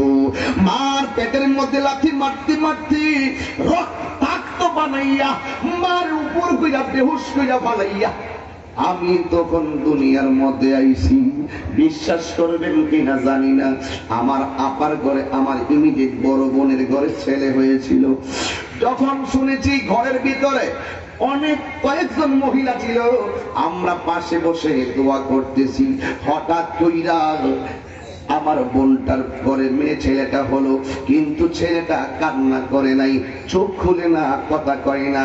হঠাৎ করে ভিতর থেকে বলতেছে, ছেলেটা দিন মরা হইছে, মরা হইছে। এবার এই কথাটা শুনলে তো আমি আর বাইরে থাকতে পারি না, দরজাটা ধাক্কা মাইরা, আরে মরা হইছে মানে আমি দৌড়াইয়া গেলাম, যাইয়া দেখলাম আমার বোনটা উপর হইয়া কইরা রইছে, বেহুশ হইয়া কইরা রইছে, আর বাচ্চাটারে আমার কোলের মধ্যে নিলাম, নেওয়ার পরে লড়াছাড়া করলাম, আমার আম্মার কোলে নিল, ভাবির কোলে নিল, নেওয়ার পরে মুখের মধ্যে ফু দিল, লড়াছড়া করে না। আল্লাহর লীলা খেলা বোঝা যায় না। যখন সন্তানটা কয়েকটা মিনিট গেল, একটা চিৎকার দিল, হঠাৎ কইরা একটু আওয়াজ করলো, আলহামদুলিল্লাহ, সেই বাচ্চাটা এখন হাটে লেখাপড়া করে। আর ওই দিক দিয়ে আমার বোনটা যখন বেহুশ হইয়া পড়ে রইছে, আমি জিগাইলাম, আপারে কও না, তুলো না। তখন বলতেছে, না, বেহুশ হইয়া পড়ে রইছে, একদম কোনো কথা নাই, এই সন্তান দুনিয়াতে আইব, কত স্বপ্ন ছিল, আজকে সন্তান হইছে। এই মহিলা দিয়ে পইরা রইছে, বোনটা পইরা রইছে, মা দেখি পইরা রইছে, কথা দিয়ে কয় না, বোঝা গেল বেহুশ হইয়া পইরা রইছে। বড় কঠিন একটা মুহূর্ত। ওই মুহূর্তে যখন দাই মারা মায়ের কানের মধ্যে মুখটা লাগায়া কয়, সখিনা, তোর ছেলে হয়েছে। মা তখন মিরমিরি কইরা চোখটা খুইলা খুইলা খুইলা কয়, দে দে আমার জাদুমণি, আমার দে, আমার জাদুমণি, আমার দে। মনে হয় আমার আম্মা মনে হয় এরকম করছিল, মনে হয় মেয়র আম্মা মনে এরকম করছিল, মনে হয় শহীদ ভাইয়ের আম্মা মনে এরকম করছিল। আমরা সবার আম্মা ঠিক এভাবে বেহুশ হইয়া পড়ে গেছে, অথচ আমরা একদিনও মারে জিগাইলাম না, মা 10 মাস 10 দিন তোমার পেটে যখন ছিলাম তোমার কেমন ব্যথা দিছি, একদিনও মারে এই কথা জিগাইলাম না। ওই সন্তানরে কোলে লইয়া মায়ের প্রসব বেদনা ভুলা যায়। এই জন্য আমি প্রায় মাহফিলে বলি, আরে ভাই, তুই যদি মারা যাস, বন্ধু কালকে পরশু 2 দিন পরে ভুল্লা যাবে, তুই যদি মারা যাস, স্ত্রী ভুল্লা যাবে, কিন্তু একটা মানুষ তোরে বলবে না, সেই মানুষটার নাম হলো জনম দুঃখিনী মা। চিৎকার মাইরা কোন ঠিক না বেঠি? মায়ের কান্দন যাবত জীব, 2 4 মাস বোনের কান্দন রে, ওরে করের পরি বারের কান্দন কইয়ে কি দিন পর থাকে না। দুঃখের দরদি আমার জনম দুঃখী মা, গর্ভধারিণী মা, জনম দুঃখিনী মা, দুঃখের দরদি আমার জনম দুঃখী মা। জোরে কোন আল্লাহু আকবার। কত না মারাত পোহালো বিজলো গুয়ে মুতে আমার শুকনায় রাখিয়া মায়ে তাকে বিজাতে। স্ত্রী অনেক সময় অন্যায় করতে পারে, একটা কথা বলে দেন না রাস্তা, স্ত্রী অনেক সময় অন্যায় করতে পারে, অনেক সময় অভিমান করতে পারে। একটা কথা মনে রাখবেন, আপনার স্ত্রীটা কিন্তু 10 মাস 10 দিন আপনার সন্তানের পেটে ধরে বহুত কষ্ট করছে। এই কষ্টটার খাতিরে তার অন্যায়টারে, তার কষ্টটারে আপনি মনে নিয়েন না, তার ক্ষমা করে দিবেন। অন্তত এখানে এখানে এখানে একটু মায়া দিলেন যে আপনার সন্তানটা যাকে নিয়ে যে বাবার সন্তান নিয়ে আসছে মাফিয়ে, এই সন্তান নিয়ে আসছে একটা কারণে তার মা আপনি মাফ করে দিয়েন। এই সন্তানটা দীর্ঘদিন আপনার পরিবার তার পেটের মধ্যে ধারণ করিয়া কষ্ট করিয়া এই দুনিয়া দেখেন সন্তানের পেটে নিয়ে 3 বেলা ভাত ঠিকই রান্না করছে। অনেক মহিলার এমন খবর পাওয়া যায় দুপুরের ভাত রান্না করছে, আসলের পরে সন্তান ডেলিভারি হয়েছে। আরে কত না মারাত পোহালো বিজলো গুয়ে মতে আমার শুকনায় রাখিয়া মায়ে তাকে ভিজাতে। আরে অসুখ হলে দেখি চাইয়া মাই তাকে বিছানায় পয়রা গো, ওরে আমায় আল্লাহ দাও গলয়া সন্তানের নিও না। দুঃখের দরদি আমার জনম দুঃখী মা, গর্ভধারিণী মা, জন্ম দুঃখিনী মা, দুঃখের দরদি আমার জনম দুঃখী মা। দুইটা ঠোঁট লাগাইয়া শেষ বেলায় বলুন মা। হয় নাই, জোরে বলুন মা, মা, মা। এই মানুষটার তুলনা কি আছে? সারা পৃথিবী খুঁজে এসে বলবো একটাই কথা, মায়ের তুলনা কেবলমাত্র মা। যেই মানুষটা না খেয়ে সন্তানের মুখে হাসি ফোটায়, ওই মানুষটার নাম জনম দুঃখিনী। আজকের ওয়াজের বিষয় ছিল এইরকম, আল্লাহ যাকে সম্মান দেয় পৃথিবীর কেউ তাকে নিম্নগামী করতে পারে। আল্লাহ রাসূলকে এত ক্ষমতা দিয়েছেন যে ক্ষমতা বলেই আল্লাহ হাবিব সাল্লাল্লাহু আলাইহি ওয়াসাল্লাম এক এক সময় এক এক ভাবে উম্মতের কল্যাণ সাধন করেন। কথা কোন ঠিক কিনা? আজকের আমাদের মূল কথা হলো মাদক সামাজিক একটি অভিশাপ, নেশা সমাজের একটি অভিশাপ। আজকে যুব সমাজ পড়ার টেবিলে পড়তে না বসে হাতের মধ্যে যেখানে সভ্যতার কাগজ আর কালি নিয়ে ইতিহাস, নিজের ইতিহাস লেখার কথা, সেখানে ছেলেরা হাতে নিল ইয়াবা ট্যাবলেট। এইভাবে মানুষের মেধা বিকৃতি হচ্ছে, সমাজ নষ্ট হচ্ছে, পরিবারে অশান্তি সৃষ্টি হচ্ছে, নৈতিক অবক্ষয় হচ্ছে, নিজের ঈমান ধ্বংসের দিকে যাচ্ছে, মৃত্যুর দিকে সে ধাবিত হচ্ছে।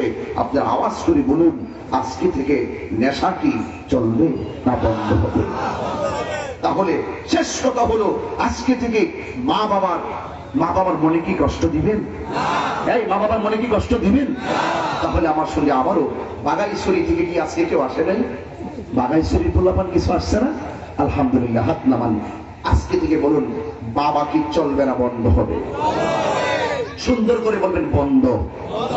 বাবা একটু বড় হয় না আওয়াজটা? বাবা, ইয়াবা, ফেন্সি, গাঞ্জা, সুদ, ঘুষ, চুগলখড়ি, মুনাফিকি, নেশা, আল্লাহ তাদেরকে কবুল করো। এখন বলবেন চলবে। কি বলবেন? নামাজ। এই তোমার ঠোঁট লড়ছে না, বলো নামাজ, রোজা, হজ, যাকাত, ইবাদত, খেদমত, সুহবত, খেদমত, মহব্বত, ভালো কথা, ন্যায্য কথা, হক কথা, চুরি,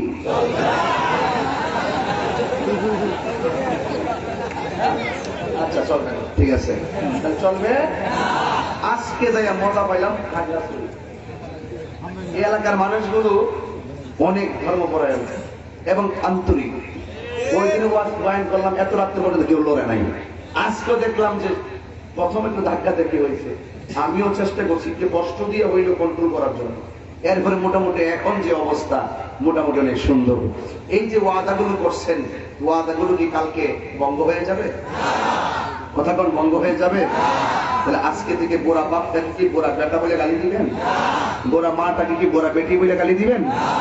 ইনশাআল্লাহ আর এই করোনার কারণে আরেকটা পরামর্শ দিই, করোনার কারণে আমাদের স্কুল মাদ্রাসা বন্ধ ছিল না?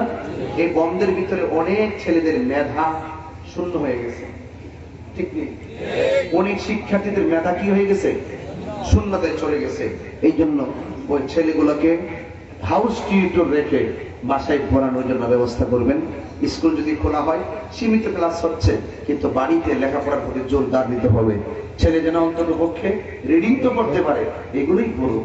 এরপরে স্কুলে গিয়ে সূত্র পড়বে, ডায়লগ পড়বে, ন্যারেশন পড়বে, প্যারাগ্রাফ পড়বে, এসআই পড়বে, যা পড়ার পড়বে, অ্যাপ্লিকেশন লেটার থেকে শুরু করে এবং সেন্টেন্স টেন্স যা আছে সব পড়বে। যদি বোঝার জন্য হয় কাওয়ায়েদগুলো মাদ্রাসা যারা পড়ো, নাহমির, পাঞ্জেগান, আজিজুত তালিমিন, মিজান মুনসাহিবটা ভালো করে পড়বেন যদি আলেম হতে চান। কথা বলেন ঠিক কিনা বলেন? এই জন্য শহরের মেয়াতে আমেল 100 আমেল গুলো সিরিয়াল মধ্যে রাখবেন এবিসিডির মতন। জোরে বলুন না সুবহানাল্লাহ। তাহলে আমাদের এই সমাজ নির্মাণে আমাদের এই শিক্ষাগুলো একদিন কাজে আসবে। কথা বলেন ঠিক কিনা? ওয়েলকাম পুলিশ প্রশাসনকে, যারা আজকের এই মাহফিলটাকে সুন্দর করে সাজানো গোছানোর জন্য তারা চেষ্টা করেছেন এবং অত্যন্ত নিরাপত্তার জন্য তারা অনেক কষ্ট করেছেন। আর আপনাদেরকে মোবারকবাদ জানাচ্ছি। আসুন দাঁড়িয়ে রসুলকে সালাম দেই। ইয়া নবী সালাম